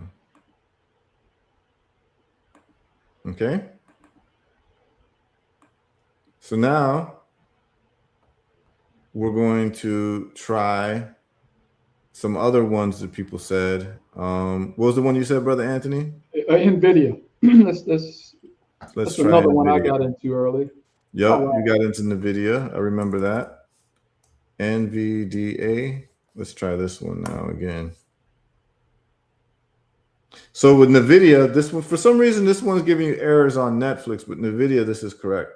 So $100 a week with NVIDIA for the last 20 years, you would have, oh no, this is from 2015, Yeah, that's actually. 2015, right. So the last 10 years. This is what it's telling you. Back testing NVIDIA, investing $100 weekly from 2015 to 2026. You see Damn. what you got? That's Final heartbreaking. value, $3 million. So that's an 11-year investment, Wow. 3.3 million, but you'd have invested 65,000. If you'd have front-ended it, 65,000, Mm-hmm. 11 years ago, you'd have $25 million. Wow. Yeah. Okay. All right, that's heartbreaking, my friend. Yeah, and someone asked, what if you're not able to invest every week? You can invest every month. You can do every month. Yep. And you can just do the number that works for you. And the point is, just play around with the calculator based on what you are seeing, like, and what you can afford. My formula is whatever your monthly income is, you should take 20% of it if you can and invest it. Whatever that is. I don't care if you make $300 a month, you should invest $60 a month. If you make $3,000 a month, you should invest $600 a month. Leave the other 80% for whatever it is that you're going to do, you know, in terms of your living expenses. But the priority is to cut your living expenses so that you can invest, not the other way around, to cut your investments so that you can buy liabilities, because you want your liabilities ledger to look completely different than your assets ledger. So you're poor because your liabilities are more than your assets. What we want to do is we want to turn around and have your assets be more than your liabilities. And the only way you can do that, and I'm just telling you, you can do that with 20%, because you do it over time, you start getting FU money. And then you can pass this on to your children and let them start. Imagine your children starting to invest in AI and they're 21 now. And they're investing in the top AI companies and they sit on this for 20 years. You're guaranteeing your children to be millionaires. Like, I don't know any other way to say it. Everybody else is going to be scraping and working 9 to 5s, whatever. But because you instituted this discipline, like, 20%, institute the discipline, and your children will never have to beg anyone for a job. So we're gonna do more companies, because people listed companies, different companies, and if the numbers don't look right, we use 2 different. And I'll do monthly, because a lot of people are thinking that you can't do this thing because, oh, I don't have this weekly money, right? Yeah. But what I'm going to do is I'll just do monthly, because most people, they can probably do monthly, right? You have to pay your rent monthly, so we can do monthly. Yeah, while you look for that, dear brother, you know, when I first started doing this, man, early in the game, when I didn't know enough, you know, I started to try to time the market. You know, talk to us about trying to time the market, anticipating the peaks in the valley versus DCA. I mean, you know, it's you can't time it, but talk to us. Yeah, about it's hard to time the market, Right. and I do time the market because of certain skills that I have in terms of reading charts. So I use options to time the market. So Got it. Okay. when you see me doing the options play, that's me timing the market. Yeah. You know, and that's a whole different conversation, which I have on Heru Trades. If you all want to see how I do it, you go to Heru. I'll share that with you all. So I do have some videos for y'all. You will go to herutrades.com, because I mean, I have a lot of people calling me, emailing me to learn this stuff. I don't have time to do one-on-one with everybody. I got so many things I'm doing, but what I've done is I've done videos. So all you have to do is just literally watch the videos, and I try to explain it for an 8-year-old to understand. So you're going to go to Heru Trades. Do you see herutrades.com? Yes, we Okay, see. yeah, this is where people go to subscribe to my, to follow my trades. Right. But what I have for you all is when you go to the About section, you scroll down, it's About Me, and you scroll down, and I've got educational videos for you. Right. Free educational videos. Number one, how I make money with stocks, a step-by-step approach. I did this during COVID. Okay. Number two, stock options explanations and account setup. So I show you how to set up an account and how I explain how you make money from stock options. And then number three, I show you how I buy stock options in real time. And then number four, I show you how I make money trading Forex. So this is really all you need to understand like how I do what I do. And then you can add your own tweaks and things as well. But that's my public service for people who want to learn this stuff. Because a lot of people want one-on-one. That's just too time consuming. I got too much stuff going on, man. I travel a lot. I can't commit to one-on-ones with people. And my time is really valuable. So it's hard for me to, and most of it, I'll be repeating myself. I don't like repeating myself continuously. So what I did was I made videos for people, and you could just stop the video, rewind it, until you understand what I'm saying. But I try to explain it in the simplest way possible for y'all. Okay. So it's there, but this dollar cost averaging does not require any special skills. If you tune into this show, I've named to you the 5 companies you want a dollar cost average that we're looking to 10x in the next 5 to 10 years. And these companies, as you saw, have already, some of them almost, or some of them have way past 10x in the last 1 year. Remember, my standard is 10x within 5 to 10 years. I look at the companies. When I looked at Bitcoin and I looked at Tesla, do I think the electric vehicles in their leader, which is Tesla, is going to 10x by 2025? This is when I was looking at it in 2015, and the answer was yes. And it more than 10x. Okay. And that's the way that you want to start looking at this thing. If you plan to be alive in the next 5 to 10 years, dollar cost average. And even if you don't, you want to pass this down to your children. So like, I don't know any other way to put this to y'all, but this is the way that you're going to make money from humble beginnings. We all start from humble beginnings unless we inherited a lot of money or you come from a wealthy family. We're all starting from humble beginnings, no matter where you are on this planet Earth. Okay. And our job is to put our children in a better place than we were. Okay. And I can't think of any better way to do that than dollar cost averaging. Okay. And so we can start playing around with some of these different companies, right? And we're gonna do this together, y'all. So let's just say okay, so Brittany started with Mara. Mara was a Bitcoin. Mara was doing Bitcoin in terms of mining. Okay. And I think they pivoted to probably data storage or one of these storage companies as well. So let's do Mara.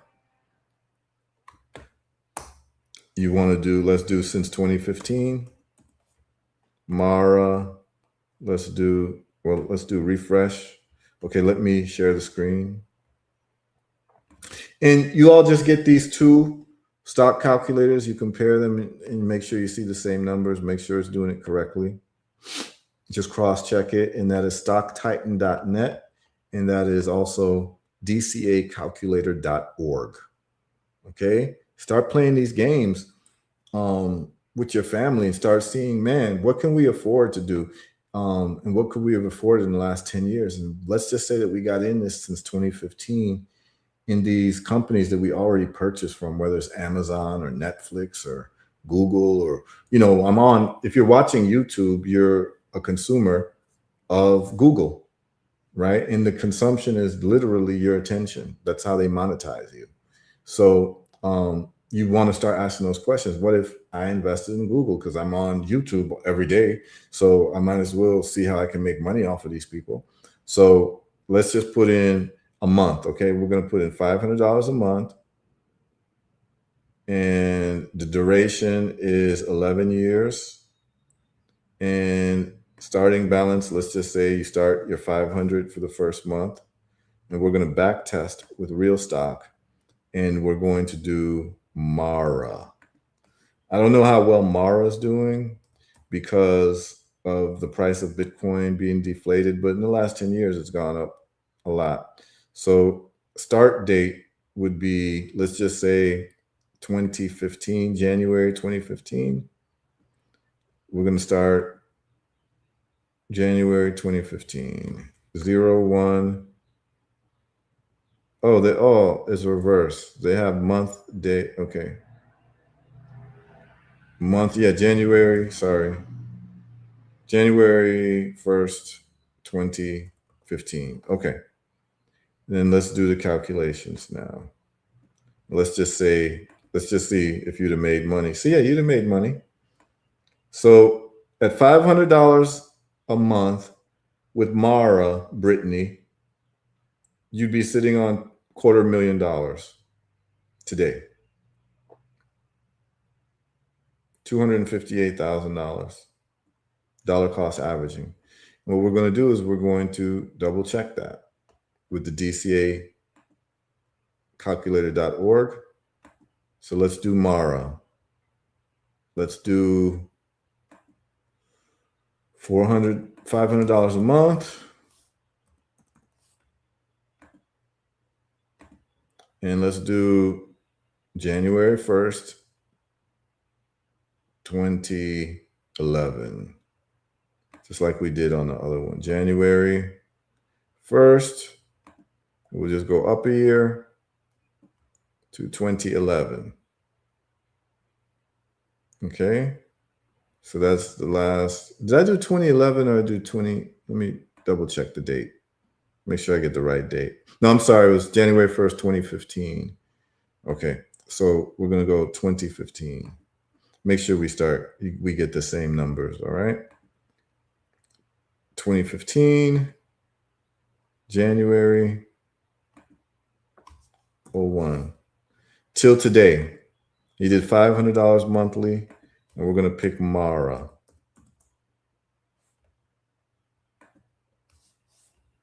Okay, there we go. Start DCAing Mara.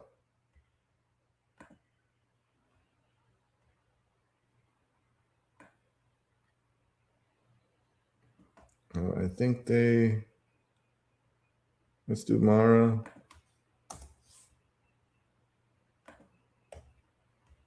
Oh, they want me to, you see what's happening is that they're actually doing pop-ups on this. Oh, it didn't have this right. That's why we want to do, and you just play around with these calculators, y'all. I'm just showing y'all like due diligence that you could do. So January 1st. Oh, that's why that didn't work. Okay, let me put this in right. So let's go 01/01/2015. Okay, and then we're going to do Mara.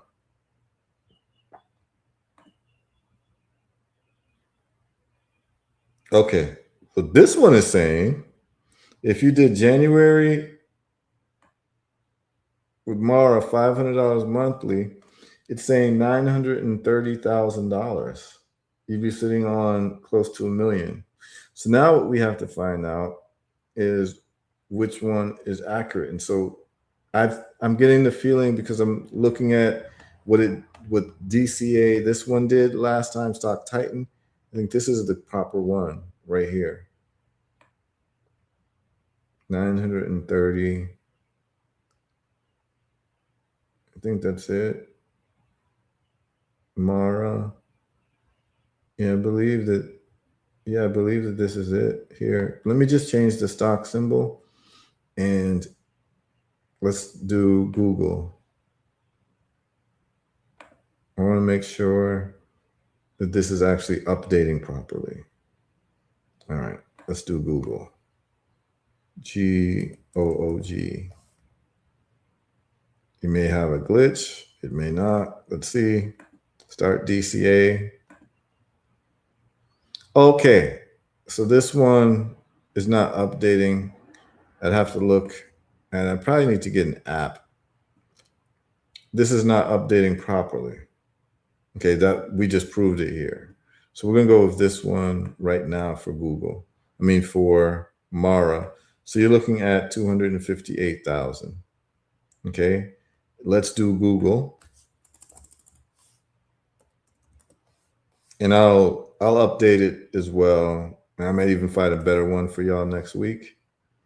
Google, it says if you did the same with Google, $500 a month from 2015 is $407,000. You'd have close to $500,000.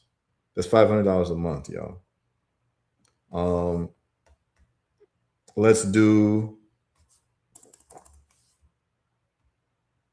AMD. AMD, you'd have 3 million. Did everyone see that? And we might have done AMD earlier. Let's do Amazon.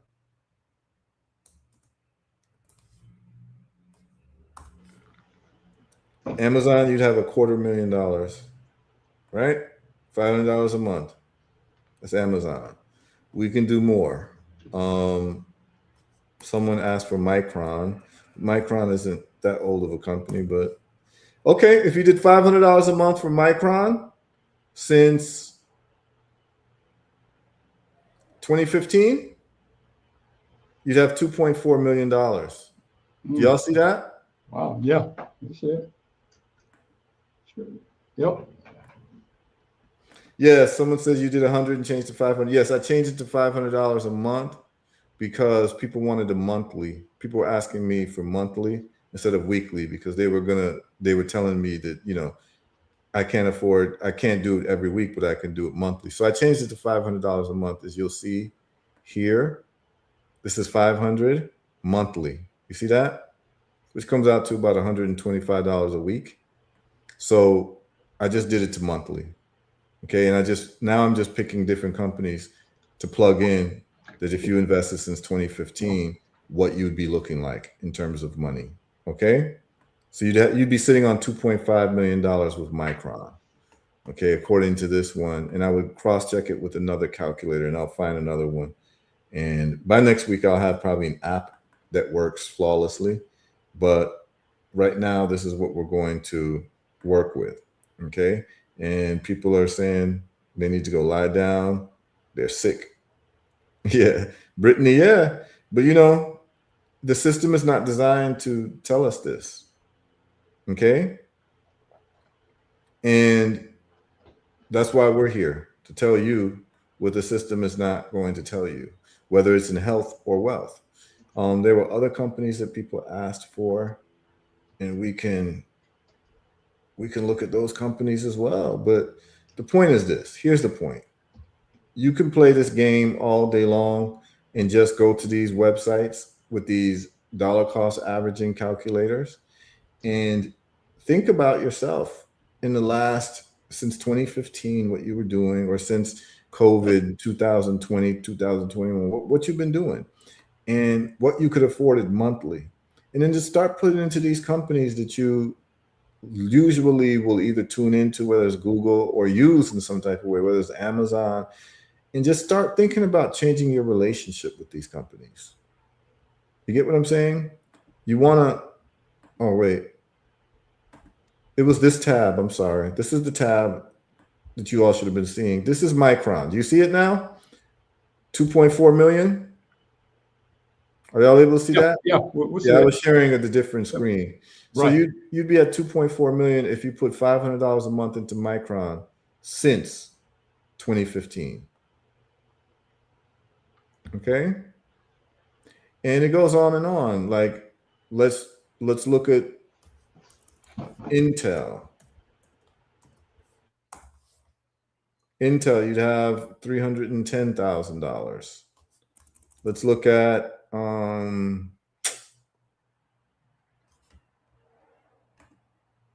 some other companies. So I think someone said Hilton.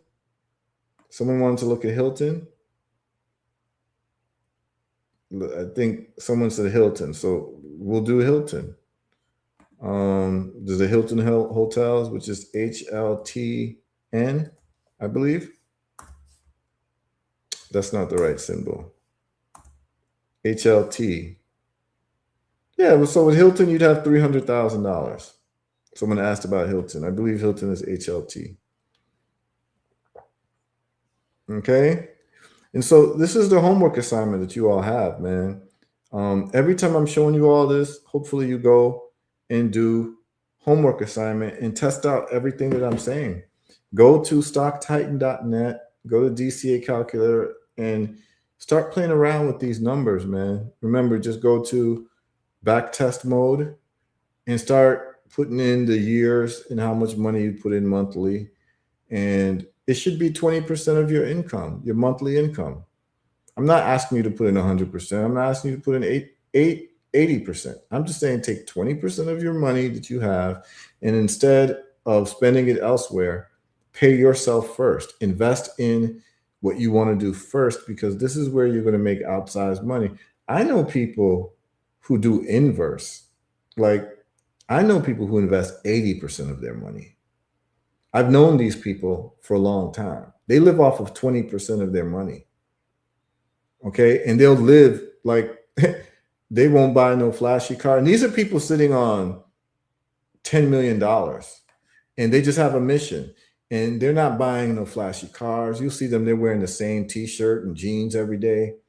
They live in a 1-bedroom somewhere because they have a mission. They said, for the next 20 years, I'm going to sacrifice and just build up my wealth. And so what they're doing is they've inverted the 20% rule and made it an 80% rule. Okay. Someone said TSM. Yes, TSM is Taiwan Semiconductor. Let me share that. Let's just say you invested in TSM.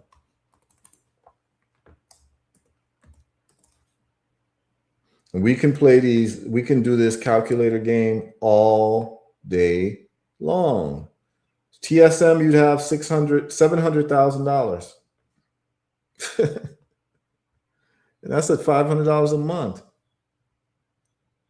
There's people like, let's change it to weekly, because there's people who do $500 a week. I know that a lot of people can't necessarily afford that, but we'll do bi-weekly first. So every 2 weeks, you put $500 in to TSM. Let's see how much money you'd have today. Since 2015, you'd be sitting on $1.3 million. Okay? And if you did it weekly, like I do, you'd be sitting on $2.7 million. That's $500 a week. And Taiwan Semiconductor, they provide most of the microchips to the world. So they're not a bad bet at all. And if you've been with them for the last, 15 years is what we're 11 years rather, since 2015, y'all, you're looking at, and we can all remember what we were doing in 2015. And imagine if you just put your money towards this, you'd be looking at 2.7 million if you were doing $500 a week, which some of you all could have afforded. There's a lot of people listening to my show, to this show right now, who have retired, because I get a lot of phone calls from them. And, I get phone calls of people asking me to invest for them. And I don't invest for people because I just don't want that responsibility. So these are people who, again, were actually, even if you were a post office worker that has a pension, like post office workers make over $50,000 a year. You know what I'm saying? There's, by the time you retire, some of them are making damn near $100,000. So there are people who can afford $500 a week. They just never knew what to do with it.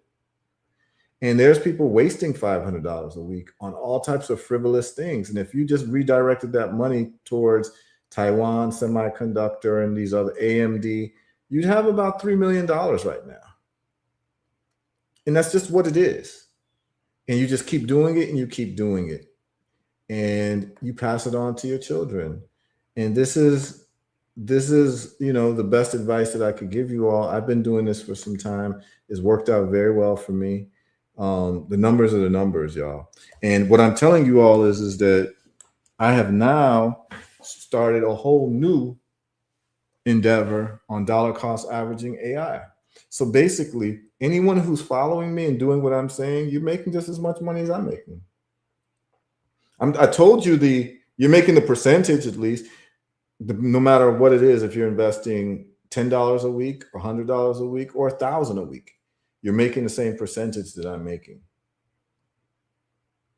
So it's up to you. And I'm just telling you, I just started with the AI.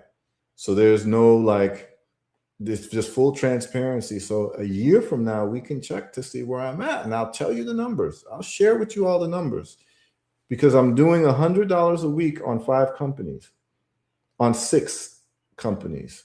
So I'm doing $600 a week on AI companies. I've just chosen 6 of them. I told you them. And $100 every week is taken out of my bank account. And that's just with the AI stocks. I mean, I do other things, but this is what I'm doing in terms of this. And this is my new dollar cost averaging endeavor. I did it with Bitcoin. I did it with Tesla. It worked out beautifully. And, in 5-10 years, we can have another conversation, but I believe that you all should look into this very seriously, take it very seriously. And the best way to take it seriously is to start playing with these numbers on these calculators I shared with you. And when you start getting comfortable with it, and you can now envision where you're going to be in the next 5 years. I don't think that anyone else could give you more of a golden goose than what I've just given you all. That's it. I don't need your praise. I don't need your adulation. Just do it. You can thank me later if you want. But the point that I'm saying is that, see, Brother Anthony called me one day and he said to me, brother, tell me more about investing. And I just laid it out to him. I said, these are the companies and this is what you should do. And it was up to Anthony to take what I said seriously. And Brother Anthony took what I said seriously over 5-6 years ago. And now he's a seasoned investor because he's been holding positions in Tesla, NVIDIA, and Bitcoin, and the other ones. And, Brother Anthony is a professional lawyer. And so he has income and he needs to figure out what he's going to do with his income, right? And those of us who have any form of steady income, if you're not dollar cost averaging, you're doing yourself a disservice. Now, I'm not saying that's the only thing you should do. You should definitely build up businesses. I'm also an investor in other businesses as well, private businesses from friends I have globally. So when I'm in Africa, I invest in businesses like restaurants and, different things. I invest in people's businesses in America and the Caribbean. I buy land also in the Caribbean. The point is this.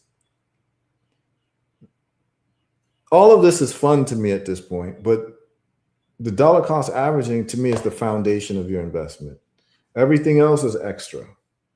So there's really 2 things you should be investing in. Let me just break it down. For y'all. There's 2 things you should be investing in. Number 1, dollar cost averaging. That should just be everyone should do it. Pick the right companies, and I showed you how to pick the right companies. Dollar cost average, right?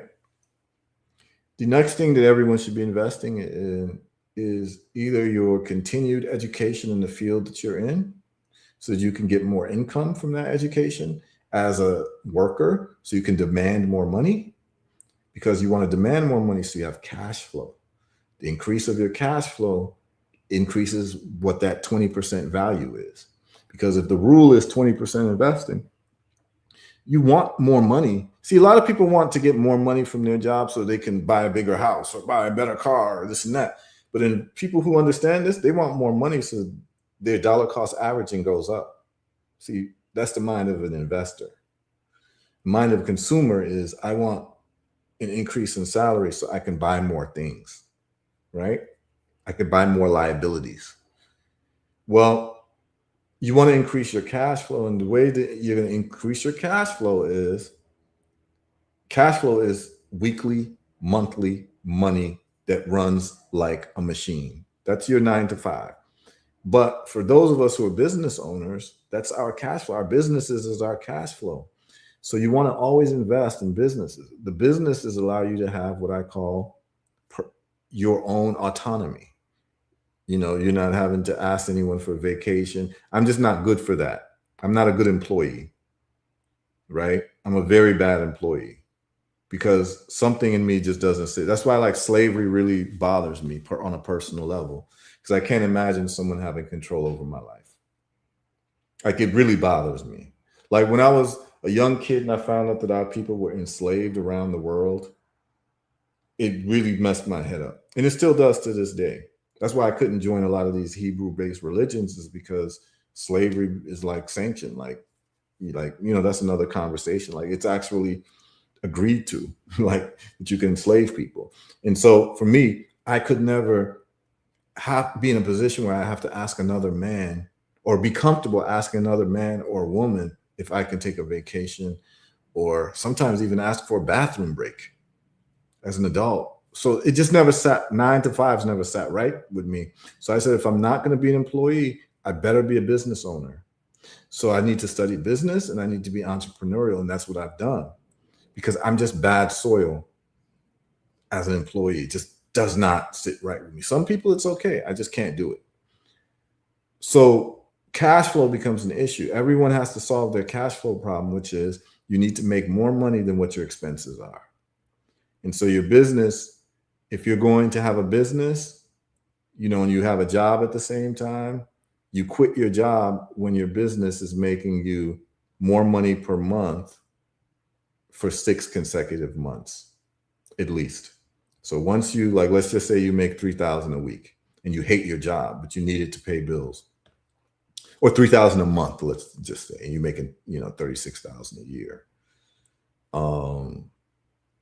Don't quit your job unless you can make, but if you're making $3,000 a month, I would say still hold on to your job and try to have your business double that income for 6 months consecutively, and then you can quit your job. And there's some people who do both. They'll keep a job and still do their businesses, but the point is to increase your cash flow. Okay? Increase your cash flow, because you're increasing your cash flow so you can invest.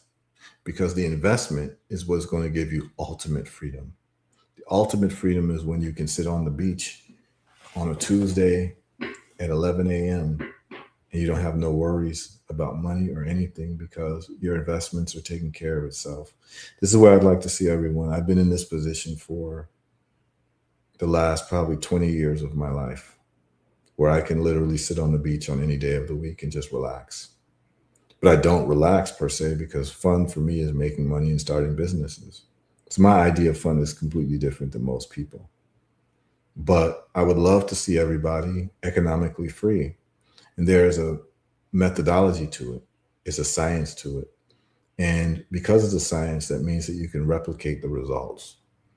And it's important, if you are one who takes your freedom seriously, like your personal freedom seriously, then you're going to want to take investing seriously, right? I like to be in control of my time. I like to be able to do whatever I want with my day. And I like to, what I call, design my life. And if you don't design your life, someone will design your life for you in the form of an oppressive 9 to 5, or being fired whenever they want to fire you. It's not a position you want to be in. It's not a position you want your children to be in.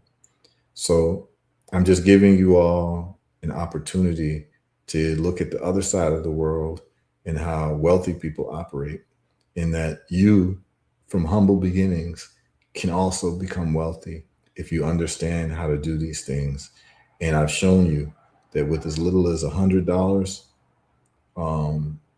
a month, you can actually build your portfolio to $1 million over the span of 10 years.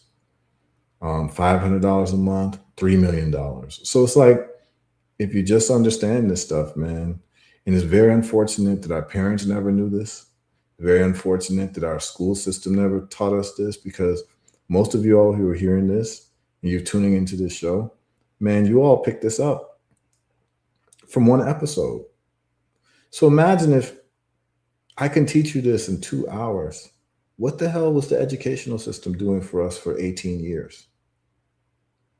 20 years of going to school and not picking up this information that could be easily taught in 2 hours.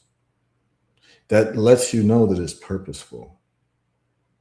They purposefully want you to be struggling, and they purposefully want you, because this is the way that they can control you. And they want you purposefully tethered to where you live so that you don't get to see the rest of the world and have a real world view. Because there's a lot of adults who have all these opinions but never left the country, or never left their block, never left their state. But they got all these opinions about the world, but they never traveled. And so, like, when I hear people talk, and I kind of laugh inside, because I can tell they never traveled and really saw the world and learned other languages and other cultures, and see that there's something greater than the place where they were born.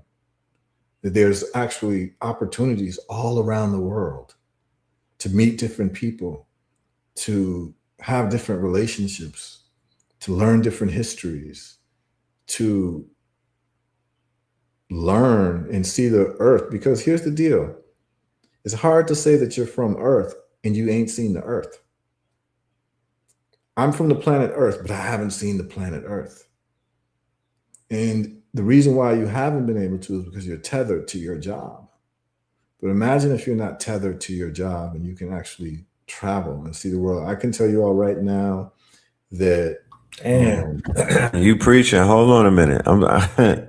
You're tethered to your job.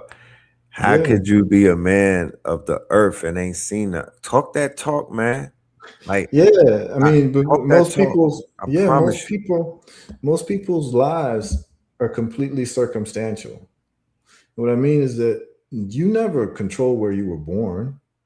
You never controlled, certain circumstances that were dealt you, but you certainly can make proactive changes.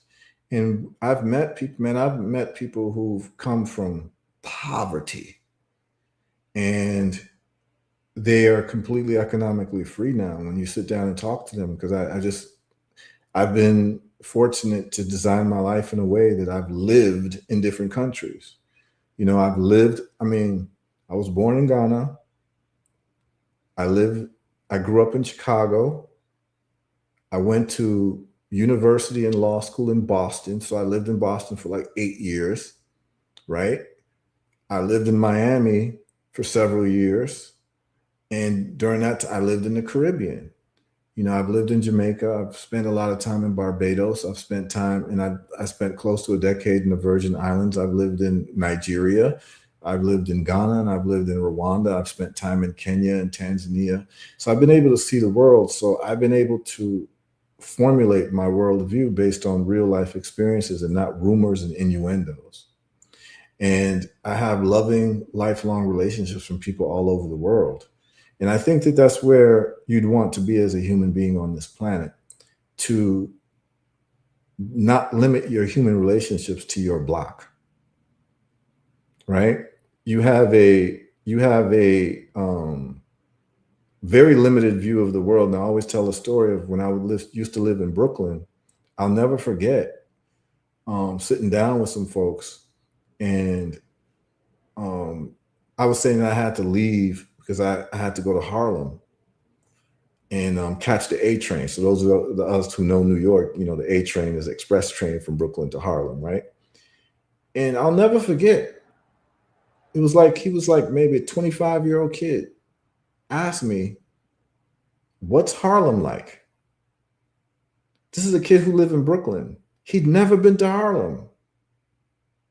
Like, he'd been in Brooklyn all his life and never even hopped on a train, which is like maybe $1.85 at the time. And I was shocked. It's like, "What's Harlem like?" I said, "You know what?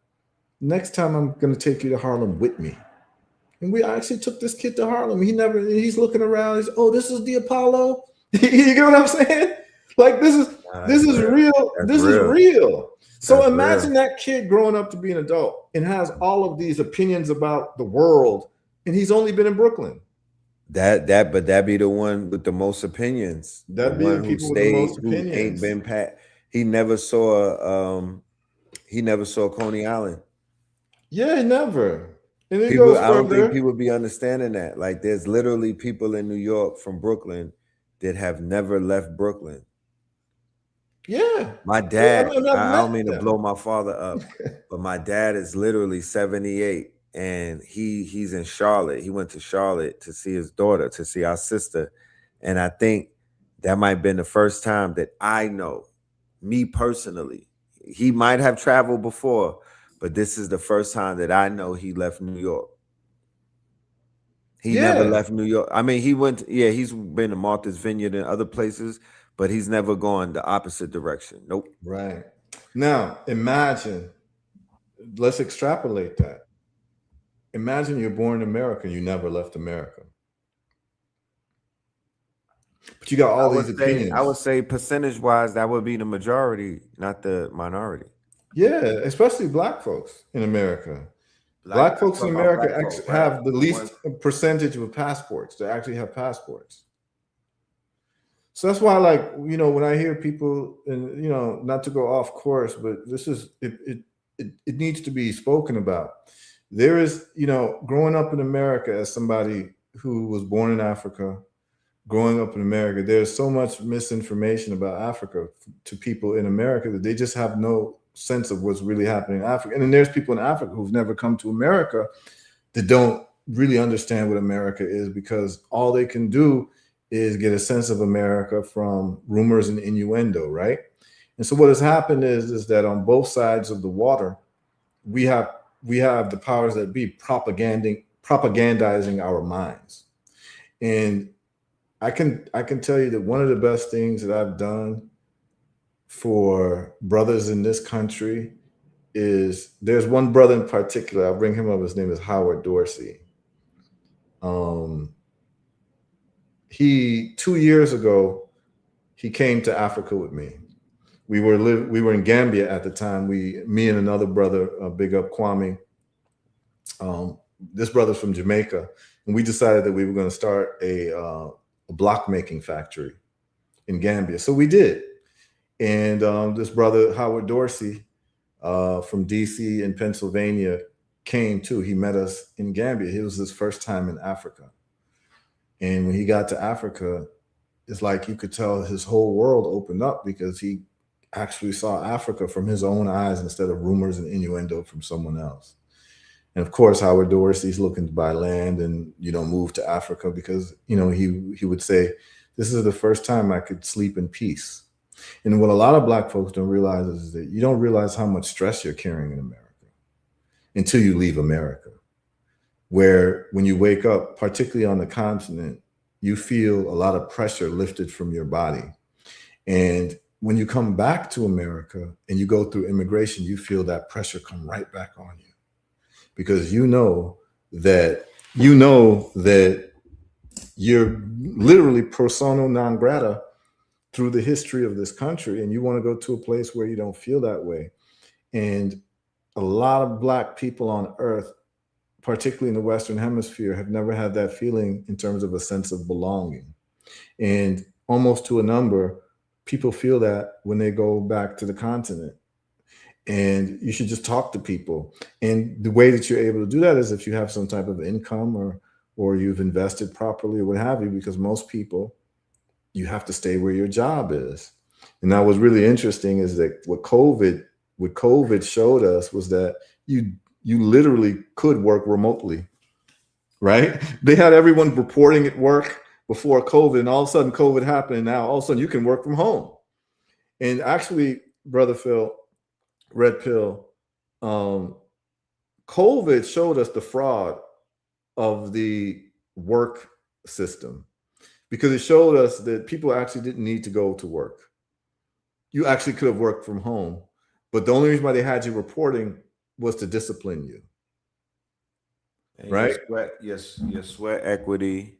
They were Yeah, well, it was just they to were aura discipline you. farming. Yeah, We want you at this place so that at we this can place at monitor this you. time. Yes, Don't be yes. late. Don't, That's yes, why the exactly. sister got $4 million. She was fired for being late 11 times, but she was able to beat them in court and caught a few million off of them. Like, don't play with me, Had me Yeah, reporting. So yeah, yeah, yeah. this is the 2020 saw the collapse of what we know as the organized reality. So what they call normal is no longer normal. There's a new normal, but everything has changed over the past or the course of 6 years. And every day that we wake up, it is collectively collapsing. Mhm. So as we collectively watch this agreed upon reality shatter in front of us and fall to pieces, because we know, like you said a minute ago, there's a real world that exists that we're not living in right now at the moment. The real world that really exists, where there's a living world, is us being on a beach in nature, no worries, bills paid and whatnot, sun gazing, sunbathing, eating what we want off of the tree, not buying it from the store. Actually, sometimes the food walking up to us and introducing itself, not dealing with all of the fake things about this, your children playing freely, open fields, off grid. That's the real world. That's the living world. That's the world that Yeah. they don't know, they don't want you to know about. And they set it up to whereas even if you experience it in retirement, you only have a few years to experience it. It is. It's So true. And let me be clear on something too for people. Um, and I gotta talk because you know how I'm telling you all about these stocks to pick. I would be remiss if I didn't share with you the opportunities that exist on the continent. And really, this whole there's this like little enclave of people in America. Well, there's a bigger enclave of what white people have done educationally in terms of telling us about Africa. But I always knew it was wrong because I was actually born in Africa. So when they talk, I'm like, no, that's not true. You know what I mean? Like if you were born in Harlem and people telling you about Harlem, like, no, that's not true. You know what I mean? Because they're gonna tell you, oh, people shooting each other every day in Harlem, killing each other. Man, let me tell you something. If I was to read about Harlem and in terms of modern Harlem and what people were saying about Harlem in the last 20 years, I would never want to go to Harlem. But I've been in Harlem and lived in Harlem. Big up Abiodun Ayowele from Glass Poets, where I would always go to his house in Morningside. The amount of love I get in Harlem is on a whole different level. Harlem is a beloved place to me. But if I was to listen to the propaganda, they would want us to keep away from Harlem. And then what happens? It gets gentrified with the same people who've been telling you to stay away from Harlem are buying land in Harlem. Right? Well, the same thing applies to Africa. So the people who tell you, oh, Africa ain't nothing. Oh, they trying to get black people to go to Africa and this and that and blah, blah, blah. And no, we don't want to go to Africa. But over my dead body, I'm not going to Africa. You know what I'm saying? Like you got people saying, and you don't realize what's happening in Africa in terms of wealth creation. It's astonishing the opportunities that are on the continent that would fall in your lap if you went there as a business person, as an investor. And it literally, you have, if you're into manufacturing, you have all of the raw materials there that makes Africa literally the most valuable continent on earth and a valuable piece of real estate. So if you're a business person, you look at Africa completely different. And if you're an investor, you look at Africa completely different because that's where you can actually build an empire. You literally can build an empire in Africa if you know what you're doing. And this is what I'm doing. Like, you know what I'm saying? Like, I'm not listening to the chatter that people have been trying to propagandize about our continent for how many years. The bottom line is this: find yourself in a place where you can thrive. But you'll never know if you don't travel. If you think that the place where you're born is the best place on earth,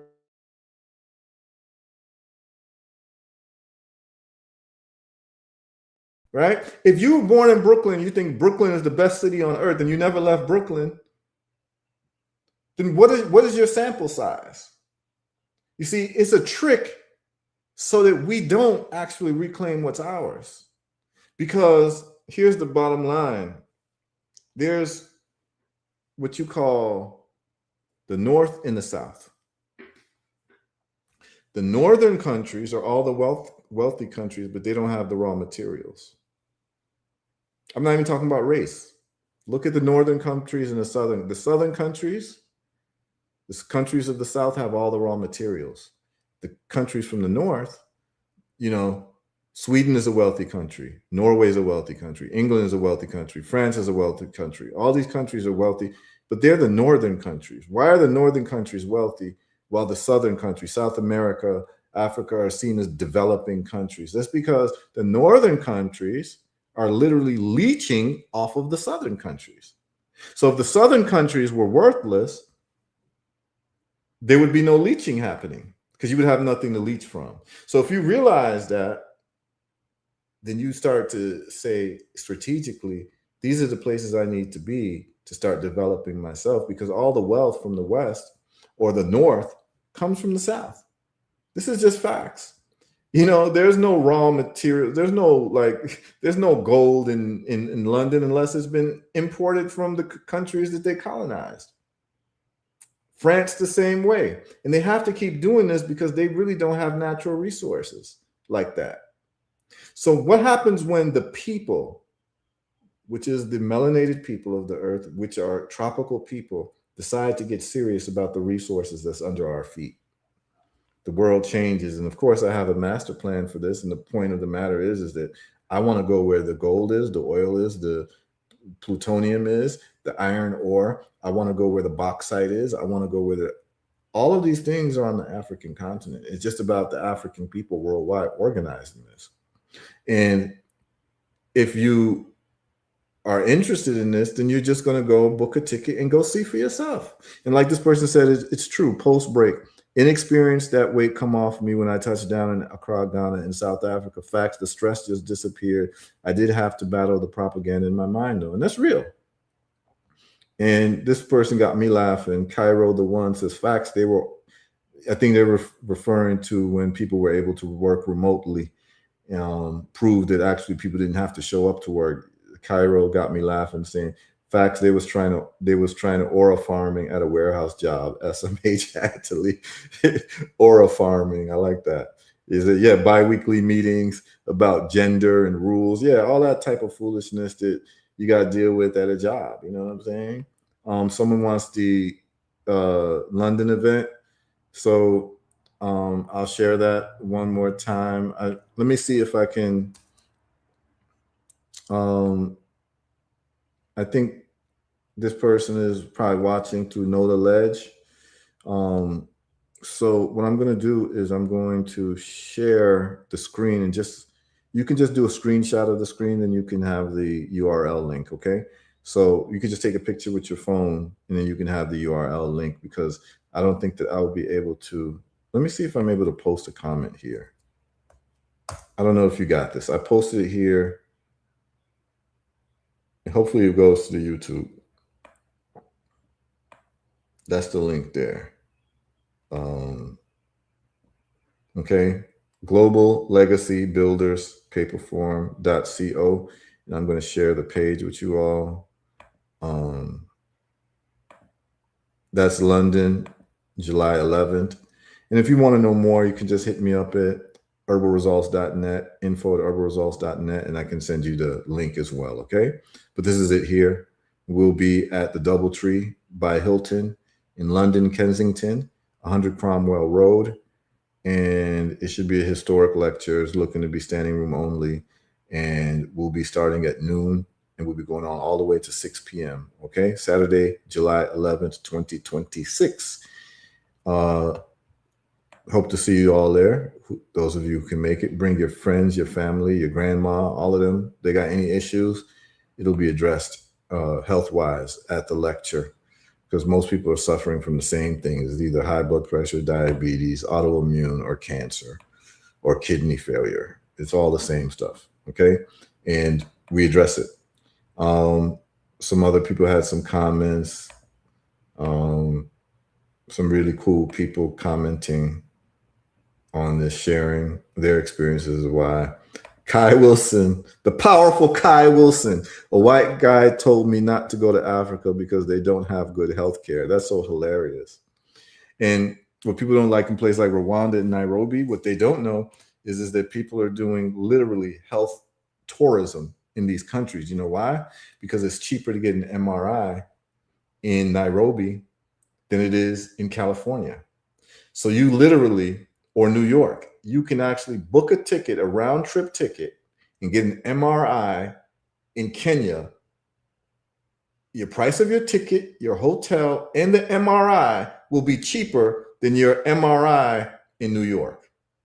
This is just fact. So people are actually traveling, doing medical tourism in places like Kenya, places like Rwanda, places like China, Singapore, Turkey. People are going for medical, Mexico, people are going for cheaper medical services.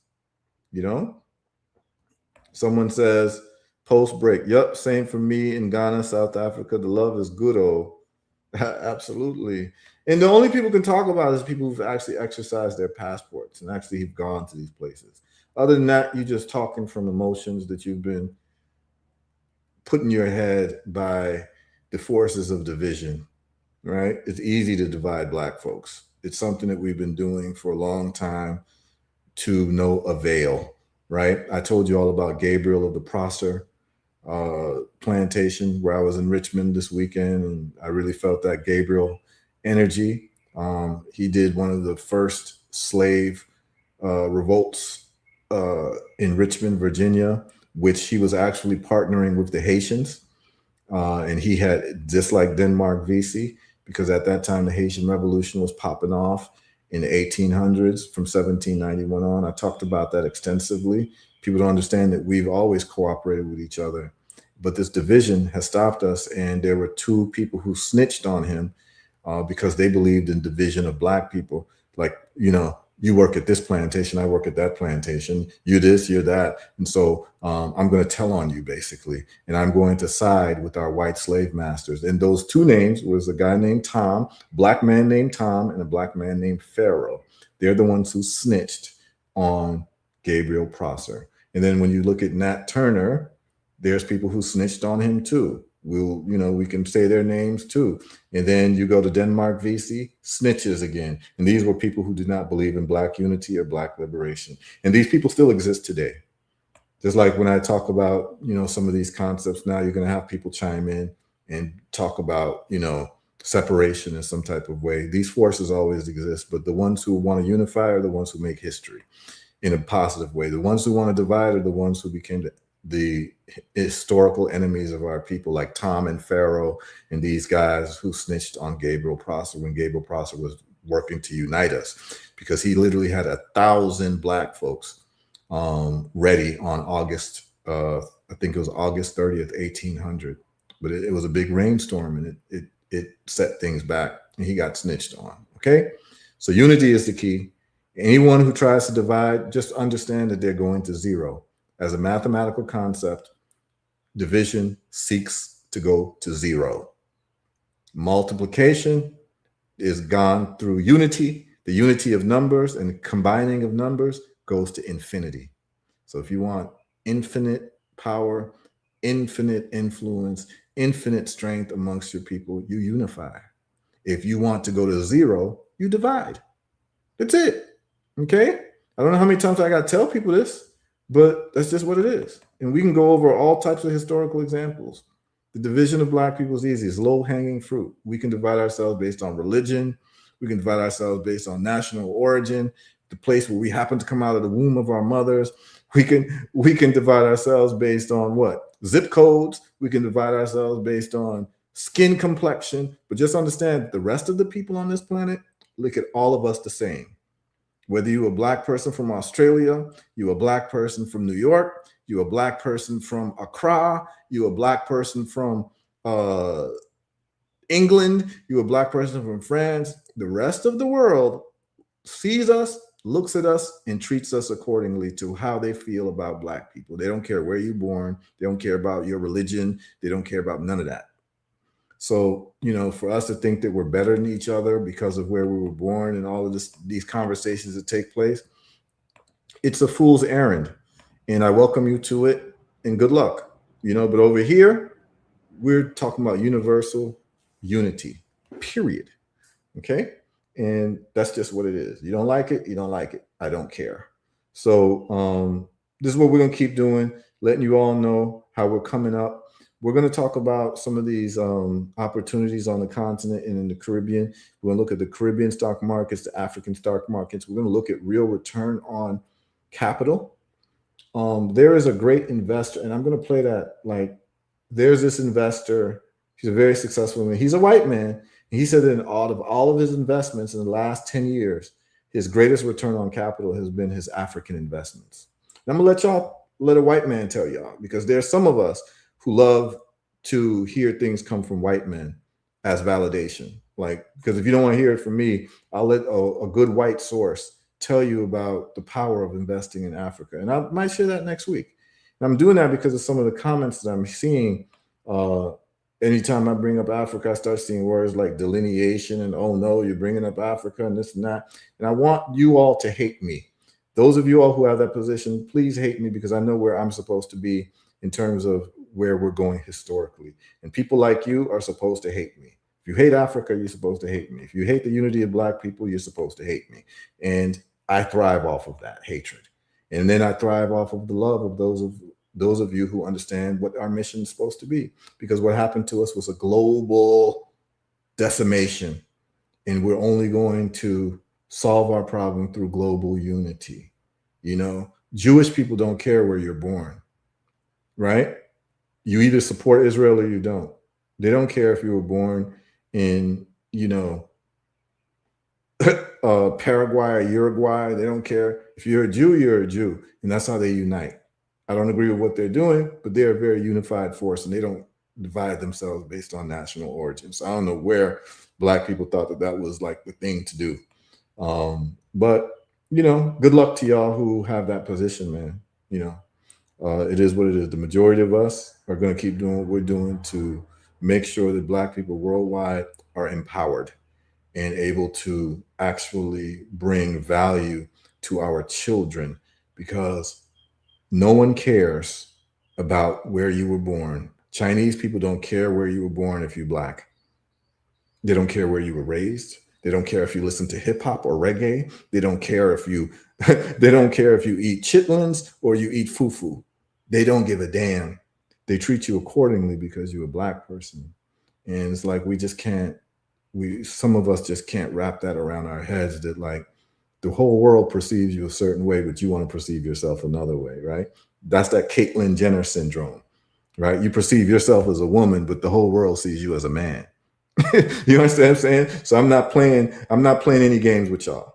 I'm not. And if y'all hate me, that's good. You hated me already anyway. So it is what it is, man. But those who y'all got love, we're building together. We're going to build our empires together. We're going to make it right for our children, so our children do not have to be burdened by a lack of economic choices. And that is our role as parents. Forget the politics. Let's just talk about self-preservation. Our role of parents is to make the lives of our children better than the lives that we had. And so if you can't get with this, you can't understand this, then it is what it is. We don't need everybody. We just need a few people to be on point. And so hopefully this has been helpful to y'all.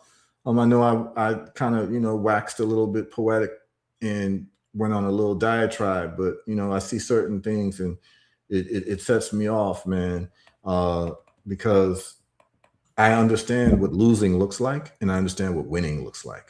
Right. I really understand what losing and winning looks like. And it's so good. Yeah, you got to speak to it sometimes. A lot of people are exposed to one-sided arguments in terms of the xenophobia that's being expressed.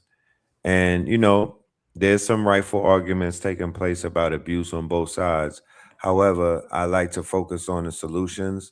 However, I like to focus on the fact that it ain't when you from, it's where you at.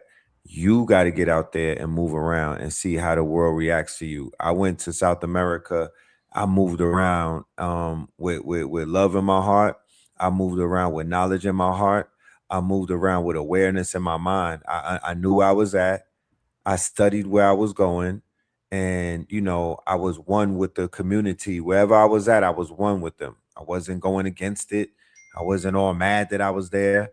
I was in perfect alignment, and that world opened up to me. Everywhere that I went, it opened up. And I saw the good, bad, and ugly. I saw the good, the bad, and the ugly. But I wasn't accusing generalizing and condemning the people for that. Absolutely. You feel me? Absolutely. No, not at all. Absolutely. Absolutely. It's like, I'll just put it in like simple terms. I grew up in Chicago. Yeah, shot time. Right? I grew up in Chicago, and I have friends in Chicago I grew up with from childhood who are still my friends to today. And it's nothing but love in Chicago for me. But someone who's never been to Chicago would read the news about Chicago and think that Chicago is a place where you should never go. Right. Oh my goodness. They'd be You understand what I'm saying?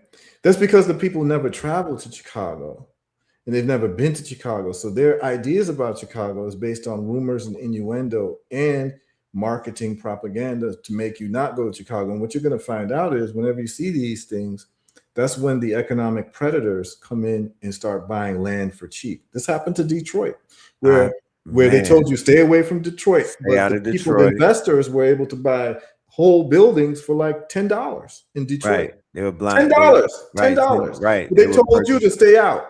Exactly. Right? They told you to be scared of your own people. Exactly. You know? When I arrived there in 2016, I was smitten by what I saw. I was blown away by how much development was taking place at the hands of young Black people. I mean, blocks and blocks, right? Then when I went to Chicago, I was literally downtown. I think that's Union Station. I mean, I walked like a pedestrian just so I could absorb the beauty of Chicago. I was walking and just looking, and I was amazed by how dope it was. I got on the train just so I could see on some New York thing. I wanted to see the scenic routes. Like, I love Chicago. It's beautiful. Man, Chicago, and the people are just on some. The people are different. When I saw the shoreline, yeah. When you go Lakeshore Drive, when I saw the shoreline, I was. I'm gonna say this about the people of Chicago. So I've lived in so many different cities, right? I would say probably Jamaica is probably number one in terms of like a place where you go and you will laugh because the people are so funny, the stories they tell, right? Probably Jamaica's number one. And then probably number two, maybe Lagos, Nigeria. But number three, the personality of the people in Chicago. That's why some of the top comedians come from Chicago, you know. Right. Like there's a culture in Chicago, like, you know, some people call it snapping, jonesing, or whatever it is, like how we make fun of each other. But growing up in Chicago, man, I'm gonna tell you, I don't think that there's anybody funnier than like the people in Chicago, man. Like the sense of humor that people have in Chicago, man, like the way people talk shit in Chicago, right. It's different, man. It's a different level. And you'll be in Chicago, and if you meet, you know, the right people, of course, or even just the average Chicago, you'll just start laughing, man. I remember, I'll never forget, man. I remember I was in Miami, right? And I was on South Beach, and I seen a group of sisters, and somehow we just started talking. I heard the way they were talking, like, you know, Chicago people say funna, you know, like instead of finna, they say funna. I said, you from Chi-Town? They were like, hell yeah. We started talking, and man, I was dying with laughter, man, just from the language and the sense of humor, man. And so it's a real shame that Chicago's being cast in this light that like, oh, this is a place you don't want to go and this and that, because people are really missing out on the beauty and the personality of the Chicago spirit, man. Like the people in Chicago are some of the funniest characters that you ever will meet. And even these comedians that come out of Chicago, like Bernie Mac and who's the other guys? Who's this guy? Corey Holcomb and Dion Cole and all these other, you know, great Chicago comics. They will all tell you that they weren't the funniest people out of their friends. Like the people I grew up with were some of the funniest ass people. If they became comedians, like the Chicago folks I grew up with, if they became comedians, they'd be probably some of the most famous comedians on earth, because people are just naturally funny, man. Because Chicago is a really interesting place, because most people from Chicago, you know, they came up through the South.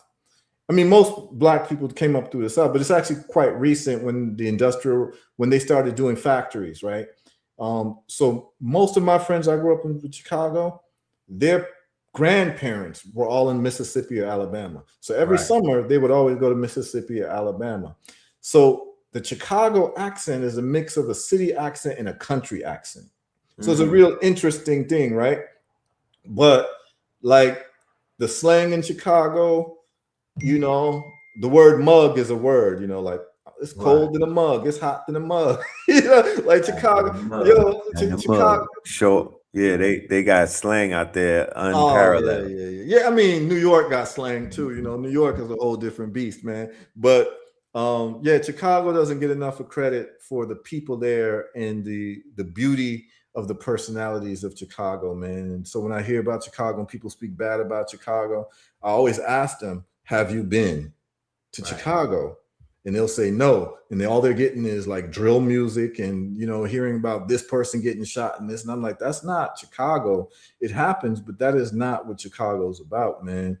And so I'm clear on that. Like people who have these images of places, it's like Jamaica. They'll tell you don't go to the garrisons and don't go here. But I'm in Jamaica, like getting love. And I'm seeing it for myself. And I'm like, man, people telling you all these stories, man. But if you don't go there yourself, you don't really know what's going on, because most of what you're being fed is propaganda from other people who want to devalue a place so they can swoop it in and buy it for cents on the dollar. That's what's going on. Whether it's Africa, Chicago, Jamaica, Haiti, especially. Haiti's a whole different thing. When I went to Haiti, my mind was blown. It was one of the most beautiful places I ever been. Was there poverty? Yes, there was poverty. But were people like screw face and ready to shoot you and kill you? No, because people were living in communities and in these places where they even call poverty, you have what you call social systems where people take care of each other. So you have this social connection where everyone knows each other and everyone's connected and the neighbors know each other and the neighbors raise each other and all of that. You know, there's no such thing as being in Haiti and Africa and not knowing your neighbor, because your neighbor is going to be disciplining your children and watching out for your children and all this. And that community stuff is still there. And a lot of people from America are missing that community connection where you can live next to your neighbor and not even talk to them for 20 years. You know what I'm saying? So these are experiences that people need to have, man. People need to break out of their shell and just see the world. That's what Heru's telling you is get your passport, exercise your passport, and open up your horizons to the world, because what they may have told you about different places may not turn out to be true. And it definitely won't turn out to be true. But the only way you can do that is if you have some financial freedom so you can move when you want, how you want. And so that's why we do what we do. All right? Nah, for sure. So yeah, man. So I mean, people asking questions. Someone's talking about Chicago, crucial conflict.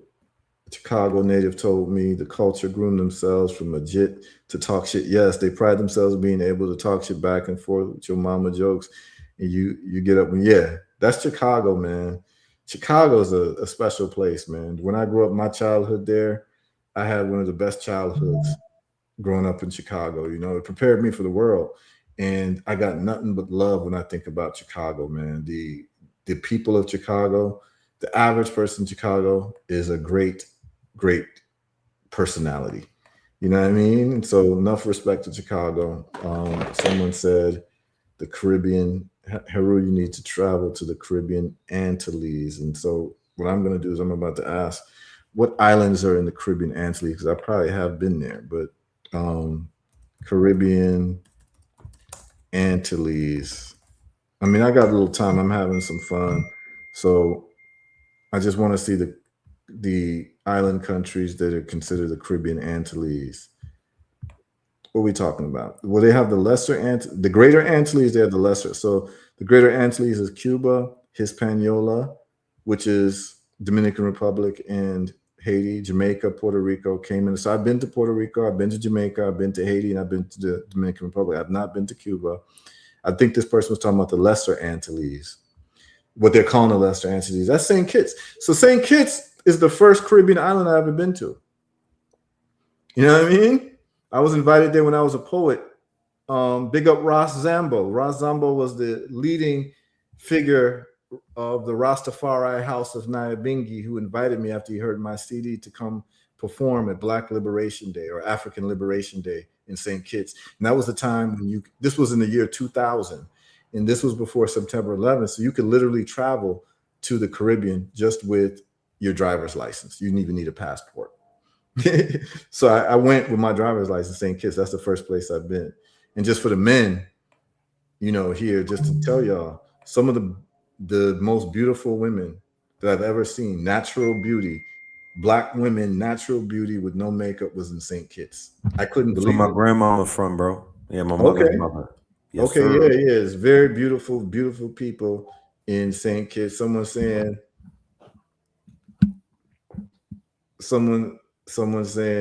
the BB Toomey conference. Yes, Ja Eyewitness, big up the powerful Genesis. Y'all should check out his music. Genesis got some great music, man. He's talking about the BB Toomey conference going to Ghana. Yes, we're gonna all look to go to Ghana for the BB Toomey, which is a Black Power conference on the continent. Someone said something. Yeah, so the Lesser Antilles, y'all. Yes, I've been there. Dominica. My wife is from Dominica. I own land in Dominica. I got 3 acres of land in Dominica. Barbados, stomping grounds, you know, what you all know about Oistins, you know what I'm saying?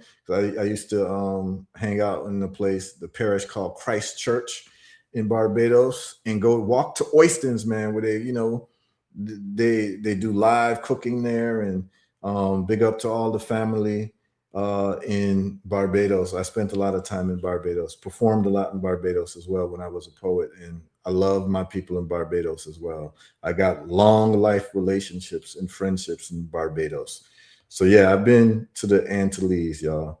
I've been to the Lesser Antilles, and I don't know if the Virgin Islands is considered the Antilles, or is that, you know, they have like Leeward Islands and Windward Islands, and so they separate through interesting separations. But yeah, I mean, I lived in St. Thomas Virgin Islands for about a decade.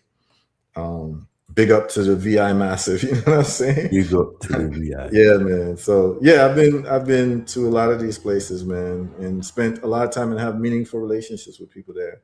Yep. Someone said Christ Church. Yeah, Christ Church. That's the parish there. Exactly. Christianstead. Yep. Well, Christianstead, that's Christ Church is in Barbados, but Christianstead, that's what they call East. Yeah, East and Frederickstead as well. In St. Croix. Big up on my Crucian Massive, you know. They split it in 2. Yeah, you know. And then in the middle you have Grove, you know. I used to spend time in Grove in St. Croix. Big up to Naomi Ganji, you know. Vieques. All right, everyone's shouting themselves out. Puerto Rico. I used to fly to Puerto Rico every 2 weeks. Yeah, I just went to Puerto Rico before I went to Bogota. I was loving it out there. Puerto Rico made me want to snatch some land immediately. In Puerto Rico. Yes, Puerto Rico, somewhere right off out in the cut in the mountains somewhere. Build up a nice little house. Yeah, man. And raise some babies. For 2 years, I used to fly I used to work at the University of Virgin Islands, and I used to fly to Puerto Rico every week, I believe, or every 2 weeks. I used to fly to Puerto Rico at one of their universities there, Universidad de something, and I used to work in their work with them on renewable energy projects. And that's actually how I found out that most of the rice that we eat is tainted with arsenic, because they had a laboratory there and they were testing grocery food for heavy metal poison, And they found out that all the rice in the grocery stores have arsenic in it. So I'll never forget that. So yeah, that was Puerto Rico. Someone said the Netherlands. They're talking about the Netherlands Antilles. The Netherlands Antilles. Were we talking about St. Martin? Hold on. So Netherlands Antilles. And you're talking about like Curacao and Aruba? Netherlands Antilles. All right. I just want to see what countries this person's talking about, which islands. Netherlands Antilles, the Dutch Antilles. That would be the ABC Islands. Yeah, that's Aruba, Bonaire, Curacao. I have not been to those. St. Martin is right down the ocean from. I've been to St. Martin, not spent a lot of time there, but I've been to St. Martin because right by St. Thomas, the Virgin Islands. Actually, you have to sometimes catch a plane in St. Martin to switch to go to the other Caribbean islands if you flew some of the different airlines there. St. Martin was a big port there. So yeah, I've been there, but I have not been to Aruba. I've not been to Bonaire or Curacao. So that's the Netherlands Antilles, I believe this person is talking about. Yeah, man. It's all good vibes, man. You meet good people everywhere, and you can have lifelong relationships, and that's what it's about. If you're gonna be on Earth, see the Earth, man. Someone says their sister-in-law is from St. Croix. Yeah, man. Big up Cruz, you know. So we're just doing a little few shout outs with the people who's commenting, man. Who you got on the FIFA side, my brother? You know, you'll be surprised. I haven't been watching. I haven't been watching soccer. I know you're talking about World Cup, right? Yeah. Yeah, I support any black team, man. But the crazy thing is A that lot of them. here's the thing. Even the white teams are black teams. That's what I'm saying. That's what I'm saying. Right? When you're talking about the Netherlands, they're getting people from Suriname. That's what You I'm know, saying. This is the you know, colonizers game. yeah, the colonizers are using us black folks to win their medals. That's what Straight they're up. doing. With no, You know, with one of the no- greatest soccer players of all time was a guy named Ruud Gullit, and he's from like Suriname, but he represents the Netherlands. You know what I'm saying? right. Like, you know, I'm sure They the got British Vikings and team, shit. I'm sure the British and the French team got all type of Africans on it. You know, Oh, like Caribbean man. people on it. Look, You know, it's a blatant. I'm actually creating some artwork right now that juxtaposes the all of the Moors that I see playing soccer, and I'm like, the audacity of these these colonizers and what we would call this is the Doctrine of Discovery World Cup, because all up and down, like the best player in Spain is a Moor. He's literally a Moor. He's Islamic. He's amalgamated. He's mixed. You could tell that he has either a Spanish father, a Spaniard dad, or Arabic. Yamil, right? Well, we know that the Spanish language is heavily an Arabic language. You know, like, you know, when I was growing up, you had these baseball players from Spanish-speaking countries with Arabic last names, like Sandy Alomar, Al Omar. Al Omar, right? Yeah, Al Omar. You know, and Right. so, you know, I remember studying a little Spanish sometime and seeing how many Spanish words are actually Arabic words. That's all Moorish influence. Yeah, it's right? all that influence, That's man. all the influence. So the story is alive.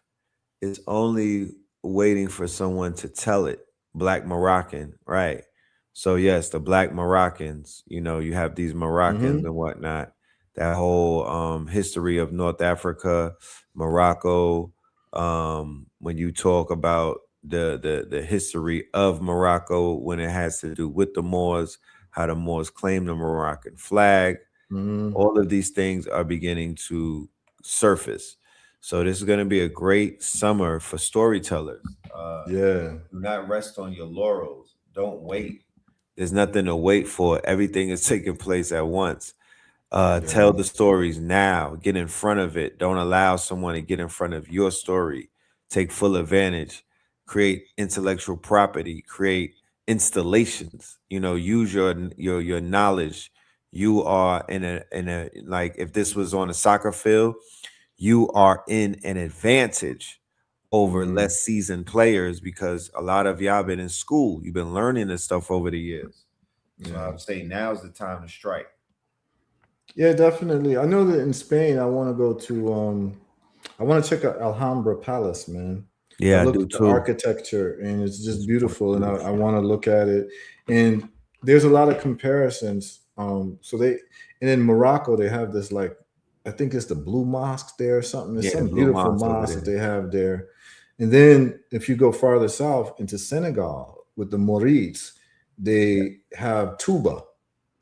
And Touba is a very interesting place, man. Like the history of Senegal and Islam that happened there. They started These their are all own dynasties. Yeah, they started their own Almoravid. form of Islam, you know, and they have brothers there with dreadlocks. They call themselves the Baifal.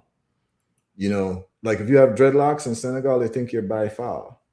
And Baifal, they're the followers of a guy named Sheikh Ibrahim Fall, who's the right-hand man of their most powerful leader called Sheikh Ahmadou Bamba. Amadou Bamba. Yes, and they built Legend. the biggest mosque in sub-Saharan Africa called Tuba. And it's very interesting because they've actually syncretized their own form of Islam, where, you know, the 5 pillars of Islam, according to the Arabic version of Islam that they have, which is the foundational Islam, is that you have to, you know, go to Mecca at least like once in your life to be like, you know, to be called a Hajj, right? Yeah. Well, the Murids don't go to Mecca, they go to Tuba. And you ask them why. They said because their ancestors are from Tuba, not Mecca. Right. So it's very interesting, man. And then you have the Baifal, they'll say they're Muslim, but they have an African form of Islam. And they don't pray. You ask them, like, why you guys don't pray 5 times a day? And they'll tell you, this is what they'll tell you. We don't pray because our ancestors prayed enough for us. All we have to do is work and learn. So they believe in work. So if you have Baifal people working to build your house, and let's say it's going to take 6 months to build a house, they'll build it in a month and a half because they take work as Very part serious. of, well, they take it as a spiritual endeavor. They also take learning as a spiritual endeavor. So you can go to Senegal and meet a Baifal. You can tell who they are from their hair. They have dreadlocks and they wear patch clothes. And you meet a Baifal person and they'll speak fluent Japanese. And you ask them, like, how did you learn Japanese? You ever been to Japan? They'll be like, no, we listen to tapes. Right. We We listen to audio. And he's like, what? And they say, yeah, because learning is bringing you closer to God. So they'll pick different things, obscure things, and just master those things and learn things. And so for them, knowledge is a spiritual pursuit. And so seeing things like that has been inspirational for me, just seeing like, okay, you got all these Black folks in different parts of the world and how they get down and how they see the world is completely different. You can go to Sudan and you got a Black Muslim there, see the Islam differently than someone in Saudi Arabia or someone in Yemen and so you learn all of these things and you just sit back and you listen. And that's the thing about traveling. What traveling allows you to do is to exercise your ears. Yes. Instead of your mouth.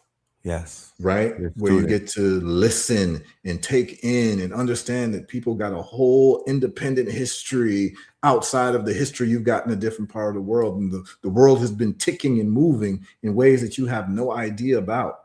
And traveling allows you to get a whole education that you cannot get in a classroom.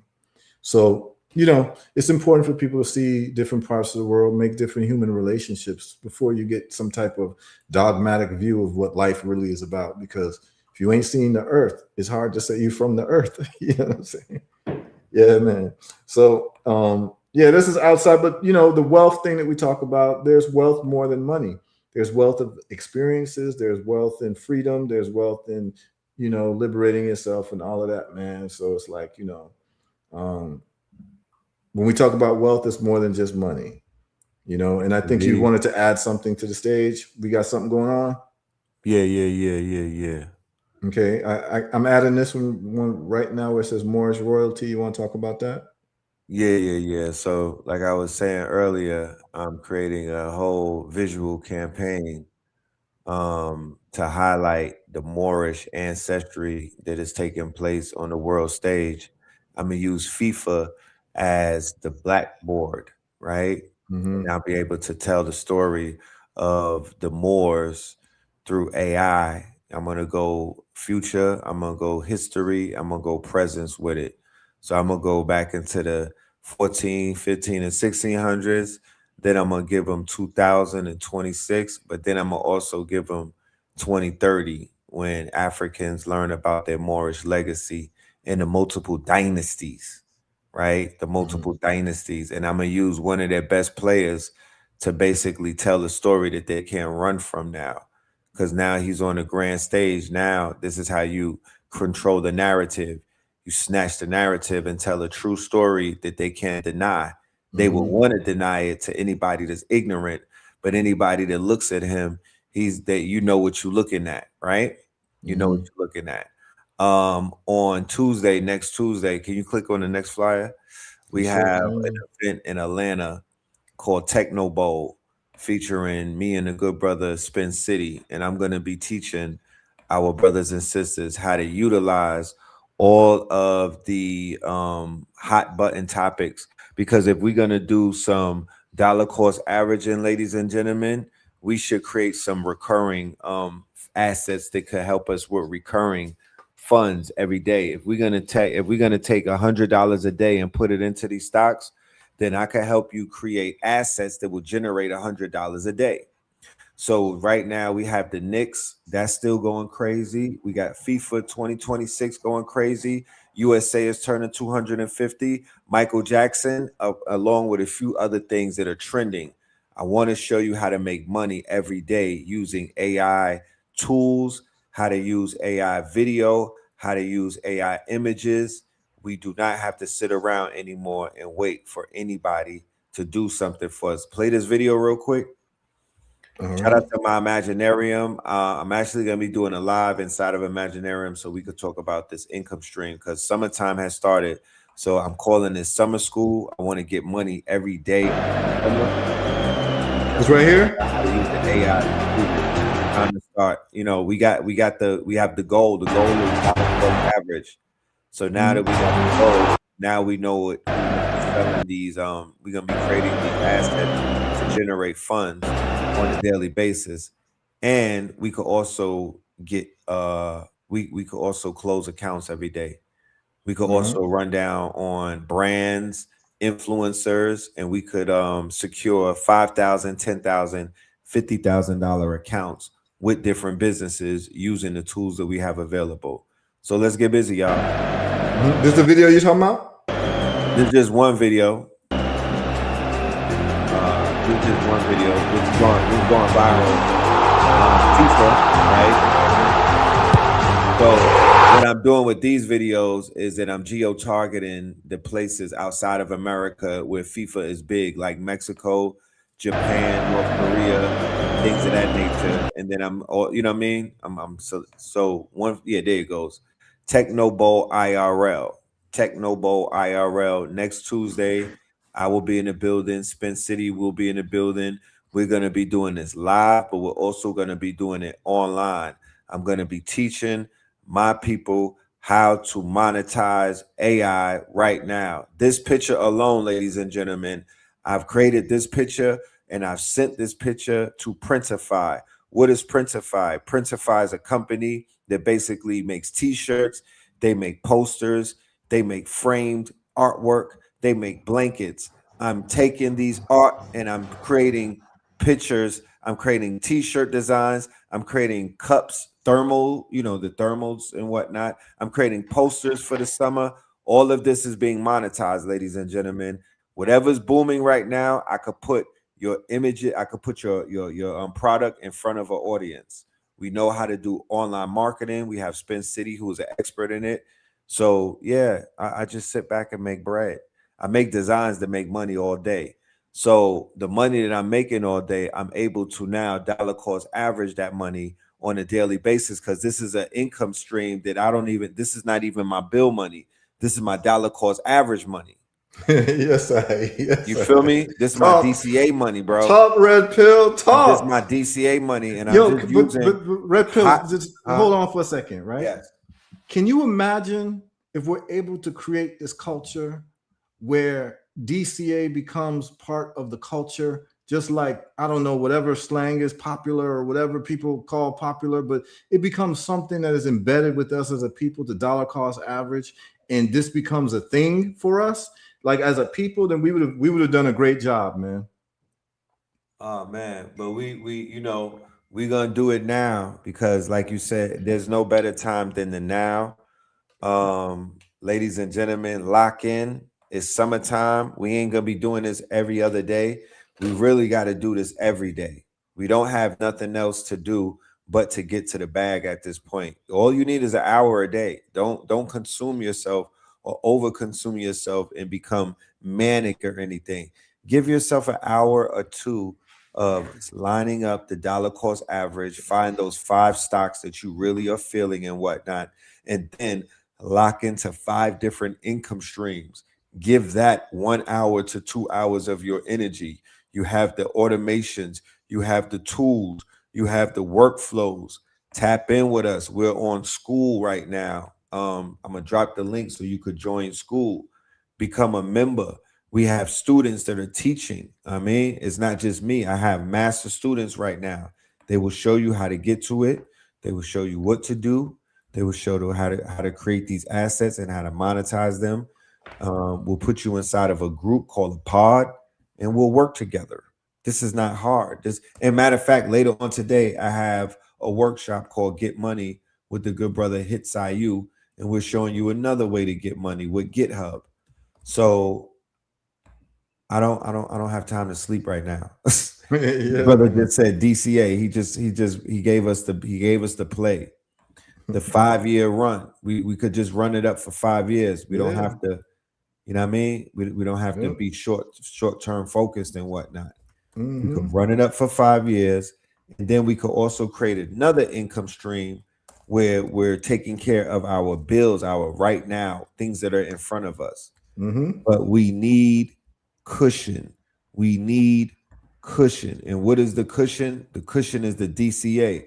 I was doing DCA with Bitcoin right off of quote unquote Cash App. They would literally, Cash App was doing DCA for me since like 2020, I believe they implemented it. 20 or 20, yeah, it was 20 because it was the pandemic. It was the pandemic. What would be a go-to app that you would say right now, both in Web 2 and in Web 3? I know that it's Robinhood, but what would be your go-to DCA app that somebody could set up right now?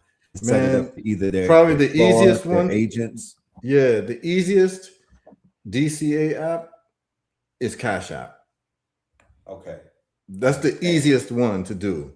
Because it's just easy. The user interface is just very easy. You just go into stocks and then it tells you recurring investment. You could just do that very easily.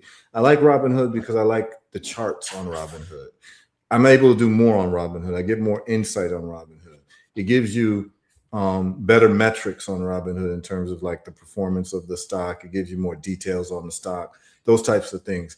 But if you just like identify the stocks that you want and you could use Cash App, you could. But there's a lot of people tuned into us internationally, and you can actually get in on these stocks that I'm talking about. If you don't live in the United States, you can go with Interactive Brokers, and you can also go with Charles Schwab. They have international accounts where people on an international level can buy any of these American-based stocks. Okay, so yeah, man.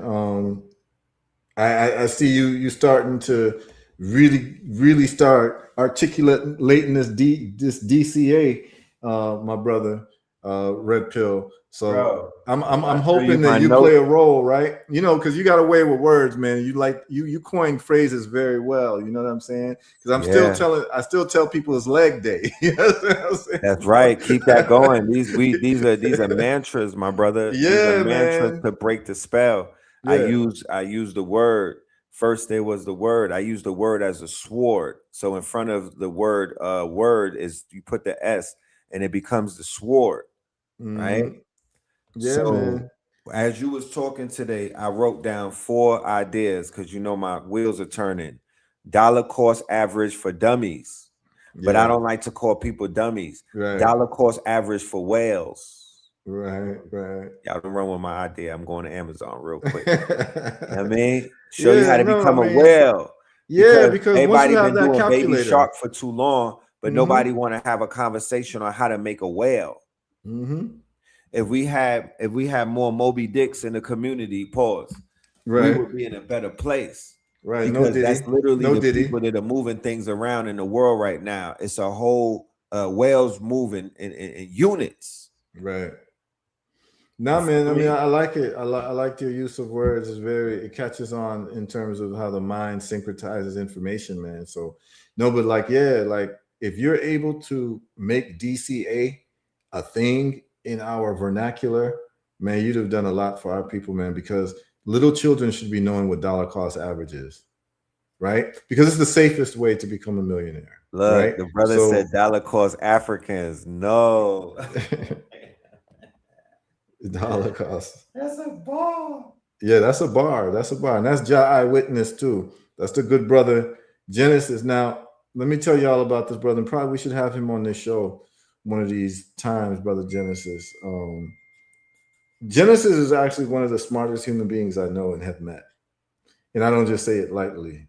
This brother is a engineer, a material scientist, engineer. The brother is also a musician.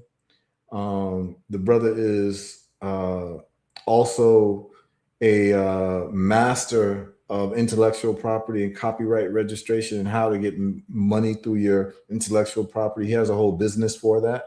So any musicians, anyone who does artwork of any type, you're gonna want to sit down and talk with Jah Eyewitness, because he can set you up where you're able to license your work to YouTube and license your work in different ways, where you actually become the aggregator of the IP and you get money straight off of the table, almost like a record label does. So Jah Eyewitness is a genius, and I hope that we will be graced with his presence in any of these coming weeks where he can talk about some of the work that he does. And he's also doing work with AI as well. So the brother's an engineer. The brother is part of the black box theory that I'm putting forward, because he has solutions. And so what we need to do is get brother Jah Eyewitness on at some point, aka brother Genesis. You know what I'm saying? I saw him this weekend in Richmond, and the brother is just an outstanding brother, and I could say he's as good of a human being as he is an intelligent human being. So it's very rare that you get that mix of intelligence and kindness and just a good human being, man. And I love that brother. And I just can't wait for the world to get exposed to his music, his work, and the things that he does, because he's a gem and he is an asset for me. So I have friends and I have family and I have a ledger, liabilities and assets, and he's on the asset side of the people that I know. Right. You know the ledger. Yeah, know the ledger is real. My network is my net worth. Right. So Jah Eyewitness, someone's looking for you right now, wants to get in touch with you. Yeah. On Facebook, brother Jah Eyewitness. Oh, they need some other people asking for your info, Jah Eyewitness. Yo, I'm supposed to be planting mango trees right now, but we do have a couple more minutes. Brother Jah Eyewitness, you want to just tap in real quick and just talk about what you do? Oh, he's saying he can be reached. If you want to tap in with us, I can give you the call-in link, and you can just call in for a few minutes, introduce yourself, say what you do, and how people can reach you, because this is a brother who is on a whole different level. And when I tell you that the brother is just one of the most intelligent people that I know, I really mean it. And he's a great resource to our people. And what I want to do, brother Jah Eyewitness, I'm going to put the call-in link on my Facebook. I think you're tuned in through Facebook. We'll do a few more minutes. While we wait for the good brother. Yeah, go ahead, Red Pill. From you, what is a good date that we can do this think tank? I want to do the first session of a think tank. This weekend's not good for me, but the next weekend's not good. The weekend after. The weekend after, right? I would say I'm gonna do New York for the 4th of July, and then after that, I'm gonna gather my my consortium of.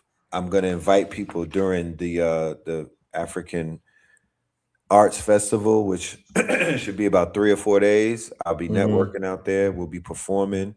Nice. We'll be we'll have product. We're gonna do it real big. That'll be my my New York summertime launch party. You know, I'm gonna be doing. I got booked to do summer camp in August, and no, mid-July and in August in New York City, the Bronx specifically. So it's almost like I called out. I said that I want a residency, and just it didn't even take but 2 days, and I got the phone call. I got booked. You know, I'm gonna be a summer camp and a summer school teacher. You know, I'll be teaching AI to the children. I'm gonna be teaching them AI, but I'm also doing soccer and basketball as the kinetic sport, as the kinetic knowledge interface. So touching grass and touching glass, but we're gonna use the FIFA Fever and also the NBA Knicks and 5 that whole aspect of sports to entice these children to learn the AI. Okay, cool. Yeah. Brother Genesis, I just text you on WhatsApp and also on your phone with the link for you to call in. Just introduce yourself to the audience because there's some people who definitely want to link with you. But yeah, check your phone, Brother Genesis. And if you prefer it through email, I can send it to you through email as well. Because we are going to be logging out. I'm late for a call I have to do, but I think this is important enough for us to stay on another 10 minutes just to introduce Brother Genesis to this great audience that we have, man. So check your phone, Genesis. If you need me to email you the link, I can do that as well. And I can do that right now, as a matter of fact. I don't want to have to post it. So I'm gonna need a lot of people calling in right now, but okay, I think Genesis is on. And let's have our good brother Genesis join us. And y'all are in for a treat. There we go. My brother. Yes. Bless up, bro. What's up, man? Yeah, man. Always Great information. You know what I mean? Yeah, man. Always good to see you, man. Just tell the people about you, what you're doing in terms of, just talk about your background. You see, here's the thing, right? People meet me and they find out about what I've done in my life, and they're like so amazed. Oh, you used to be a lawyer, you used to do this, you used to be a poet, you used to do this. And my thing is like, I think that should be normal, because what happens is that in these societies that we're in, they want to pigeonhole you into one thing. Right. So if you are an engineer, that's all you are. That's, you're an engineer. If you're a teacher, that's all you do. But we're multifaceted people. And one of my greatest heroes is Cheikh Anta Diop, right? Yeah. Cheikh Anta Diop was a multi-powered intellectual. He's what you call a polymath, right? Because he was a PhD in history, a PhD in chemistry, a PhD in linguistics. He was a master of all these things, and that's how he pieced together our history, because we're broken people, right? Our history has been broken up. We've been scattered and shattered around the world, and so you needed someone who was multidisciplinary to put all of these things together, and that's how Cheikh Anta Diop came up with his book Civilization of Barbarism, the African Origin of Civilization, which, by the way, when he was in France, they put him in an insane asylum. Right? Because he said that ancient Egyptians were black. They put him in an insane asylum. And then later on, when they released him from the asylum, he made a presentation at the UNESCO conference in like 1987 or something like that, proving that ancient Egyptians were black through linguistic analysis, and then also through chemistry analysis of the skin of the pharaohs, right? Where he was able to actually see that the pharaohs were melanoderms. He had a pigment test that he developed, because he trained with Madame Curie, who's the founder of radiation, right? And I think plutonium or radium she found she was his teacher, right? So anyway, Cheikh Anta Diop. So I always knew that it's going to be necessary for us to be multidisciplinary as a people and as individuals to solve our problems. And so you, more than almost anybody I know, is a master, not a jack of all trades, but a master of many trades. You have this like varied history and having this expertise base. So please share it with people. Don't be humble, because I know you're very humble, but just let's talk about your background and all the things that you went from, the engineering and the science and the AI that you're doing and the music and the legal stuff that you do around copyright. So please take the floor. All right. Bless up, every goodie. What's going on? Genesis Oshak Barrow out of Petersburg, VA. Man, I got to give all credit to my parents first. My parents raised me as a Pan-African. My father's Olamina of Awareness Sarda Ensemble Reggae Band, and I just knew who I was from birth. So when I was sent to school with the mindset of, people used to say like math is hard, but my mindset was I invented math, So it's a little bit different. Look at algebra, the word algebra. Algebra. Geb right is the ancient Kemetic god of earth. Ra is the god of the sun, right? For sure. And you put the Earth and the sun together, and the calculations of the distance of the Earth and the sun was found through algebra. You Sure. know what I'm saying? For sure. Yeah. Yeah, man. So just, raised up on the road through Rastafari, going to shows with my father. So got into the music very early, as far back as I can remember. Ended up going to engineering school, Virginia Tech at the time, graduated with a degree and started in chemical engineering, graduated with a degree in mining and mineral processing engineering.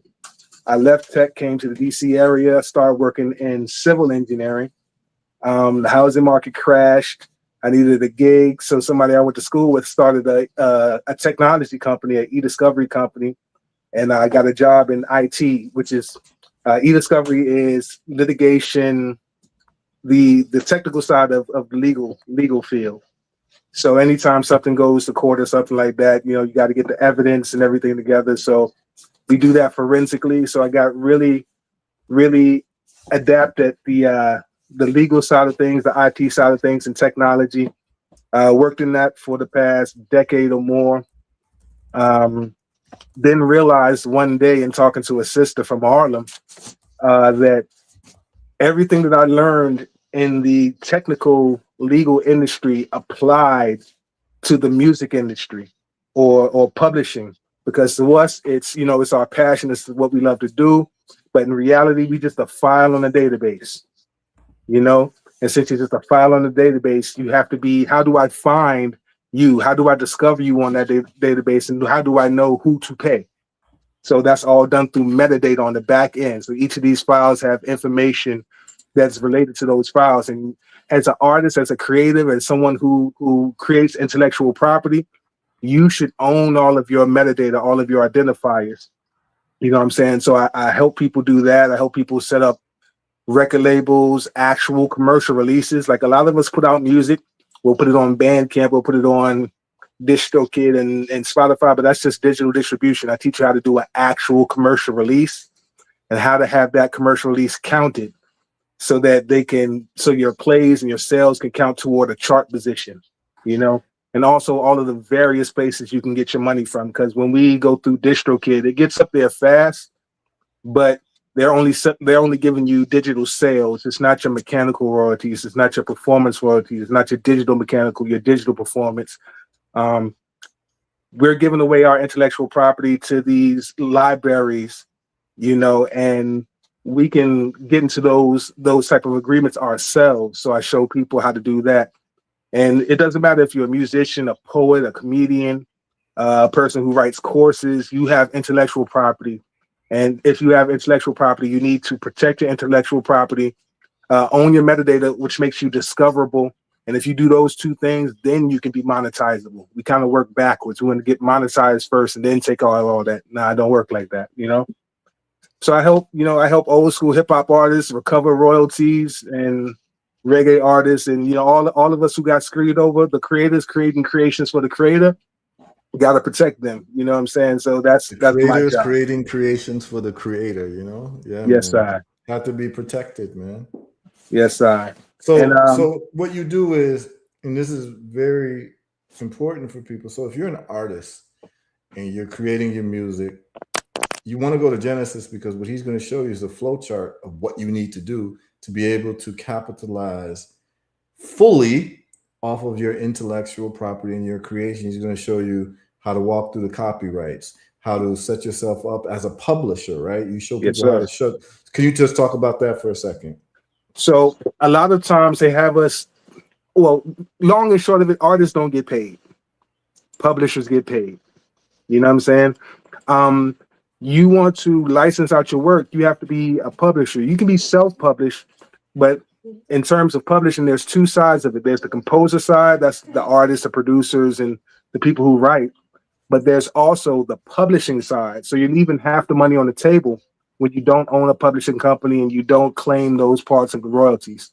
And also as a publisher, you can engage in licensing agreements. So I have direct agreements with meta platforms. That's Facebook, Instagram, WhatsApp, TikTok, Apple Music, Apple Fitness, all direct deals because I'm a publisher. So I try to tell people, think of yourself as a publisher first. A publisher is the one who has the right to monetize, to say what goes on with the copyrights. So, it behooves us as artists and creators to become publishers. Excellent. And so, do you have a website where people can check you out? Yeah, I'll put it in the chat, but it's Osoboro Vision. That's OSAGBORO Vision VISION.com, OsoboroVision.com. You can kind of check out some of my services there. Honestly, if you're smart enough, you can read through and figure it out. But I'm there to guide you through step by step. I'm gonna share it right now for the people. So for y'all, you can even take a screenshot just to get the URL, OSAGBOROVision.com. So OSAGBROVISION. Yes, sir. .com, and he has it all set up, a nice orange backdrop, and he's telling you what the services are. And this is basically, it's a rights management tailored for creators, labels, and publishers. Can you just talk briefly about the money you've been able to get for like older artists and what that entails? And like, you could share a few anecdotes. You don't have to say, you can say the people's names, but the specific cases, you don't have to say their names because you might attach money to it. So, you can just, you could tell that story as well. Cause I'm sure you got some crazy stories. Yeah. Some of them I can't speak toward. Like I sit on the board of the Jay Dilla Foundation, James DeWitt Yancey Foundation, the hip hop producer Jay Dilla, and I see what goes on and what they do to us as artists. I've seen stuff going on with George Clinton, Funkadelic Parliament. They're publishing reggae band Midnight. Various hip hop artists. If you don't know, like I like dealing with old school hip hop artists because not a lot of them are aware that after 35 years, they can go back after their publishing, but, they get excited to do that, but you also have to have something to bring it to. So I help them set up their publishing companies and make sure that everything's straight so they can finally monetize. Either they can create new deals or take over the existing deals that they're in. So I've done that for like various hip hop artists and R&B groups, and, just the education is the key part. Once you're educated on what's going on, once you understand that the copyright is the foundation of monetizing everything. Once you understand that, 26,000+ songs come out a day, 93% of those songs are not copywritten. If those songs aren't copywritten, you'll never get a placement on like Facebook or anything like that. You have to have your business in order.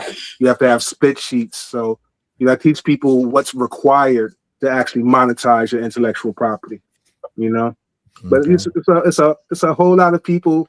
I helped a brother who's been releasing reggae music for years, and he's done pretty well. But when he got with me, it was the first time he charted, because he's been releasing music for years, but there had never been a commercial release, and nobody was counting. So for the first time, he had an actual commercial release. He had actual Luminate counting the plays and the sales and everything, and he charted for the first time, Billboard charts. So it's not that hard to do because people aren't necessarily doing it correctly. So if you do it correctly, that's half the battle right there. Okay, my good brother, I just want to say that you were a godsend. We were actually on YouTube last night on my good brother 363 Empire. He has a viewership of about Brother Rich, 500,000. We were doing a Clive Davis episode, and Blue Pill broke into the app that we've been putting together called Black Box, and it is in perfect. It's everything that you're speaking of. My good brother H Factor, he's been working on the technology. I also have a student that emailed me. He just put out a tool to help with recovering all of the black box, the royalties. We were talking about how Clive was robbing the artists, like literally just sitting down every day. Imagine the fable Rumpelstiltskin, where they were basically spinning hair into gold. That's what they're doing with the IP. That's what they're doing with our ideas. Our ideas are like the hair that they spin into gold. So the fact that he's worth almost $1 billion in his demise and Clive Davis's death, I could easily see that a majority of that was his knowledge over the industry or the music business, and the lack of understanding or the lack of knowledge that the artists have, to whereas they're walking to an entity owning 100% of themselves, and then walk out of that entity owning 1% of themselves with basically a check that they owe interest on, and they say that they've been signed to something. Oh, I sold my publishing, I got signed to a label. No, you incurred debt. You signed over your rights. You became a perpetual slave and whatnot. That's and right. You got jerked. Stop playing. Stop acting like you did something. You didn't do anything. So we put out the wish that after the wicked witch of the East, you know, he's an archetype. Clive Davis was here. He's the one that set up a lot of these quote unquote, slave deals and whatnot. He's been the architect in this matrix that has kept artists inside of these jars, inside of these boxes, basically in debt and in servitude. So we're praying for a rainbow, for a new day, and we're praying for information such as what you have and the structure that you've built to be implemented into this new wave of artists, because we have access to $1 billion, $1 trillion assets in terms of IP. You know, we got some artists with catalogs that are priceless. And I also found out that they are training the AI with 7 of my songs, 46 of one of my collaborator songs. And I'm like, yeah, look at that. You know what I mean? That's a good class action suit down the pipeline. However, you know, it just goes to show that we all have to get dressed for the party. We got to get our business right. And this is the brother that you're looking at right here, who is ready for you, and he will turn your hobby into a business, an income stream, a asset that accumulates wealth, and basically it's one of the few assets that appreciates in value over time. Do you also have a vehicle that deals with equity and any type of asset sharing when it comes to the music? No, I thought of that. I was dealing in the Web3 space for some time with NFTs and everything, and I kind of stepped away because it's kind of like the Wild West. They don't know anything about property rights management. Yes. So I was trying to code a contract actually that would take into the proper allocations of royalties and things like that. So I would love to have a bill with you. Like I was asking a brother, hey, Ru, what day are we going to implement our first think tank? Because I feel that it's properly ready. I have a saying that my net worth is my net worth, and I feel more wealthier than Mr. Elon Musk. I call him Mr. Muskrat. But you know, pardon me, hey, Ru, I don't mean to. No. I know that. I know. You know, we beat up on our investments too. No, I don't. I'm not inviting Elon Musk to dinner with me. That's right. Mr. Muskrat was able. I will to learn leverage, from the moves that he makes, though. That's right. He's able to leverage his relationships. He's able to leverage his network, and he's showing anybody that's a serial entrepreneur some of the ways in which to do this. However, moving forward in this new quantum reality that we're in, I already know that the things that he was doing with the technology that he was utilizing, we're going to be able to tap into something that is far more superior, far more disruptive, and far more, quote unquote, far more to our moat. We do have a moat. We definitely have a moat because we got 99 problems. And each one that we solve is $1 trillion worth. It's worth $1 trillion in and of itself. But yeah, I want to build with you, God. I got somebody that I want to link you with, a few people that will take your ideas into another level. Let's get this thing rolling. Let's go. No, like Heru says, no better time than the now. Right on. I've been peeping the brother's work as an artist for years, man. You know what I'm saying? So I'm already hip to, you know. Yes. I want to give one more nugget to people though, man, that kind of hit my soul. Like artists, if once you copyright your work, and you publish your work with your PRO, performing rights organization, every time you go perform at a venue, you're able to claim performance royalties for that performance at the venue.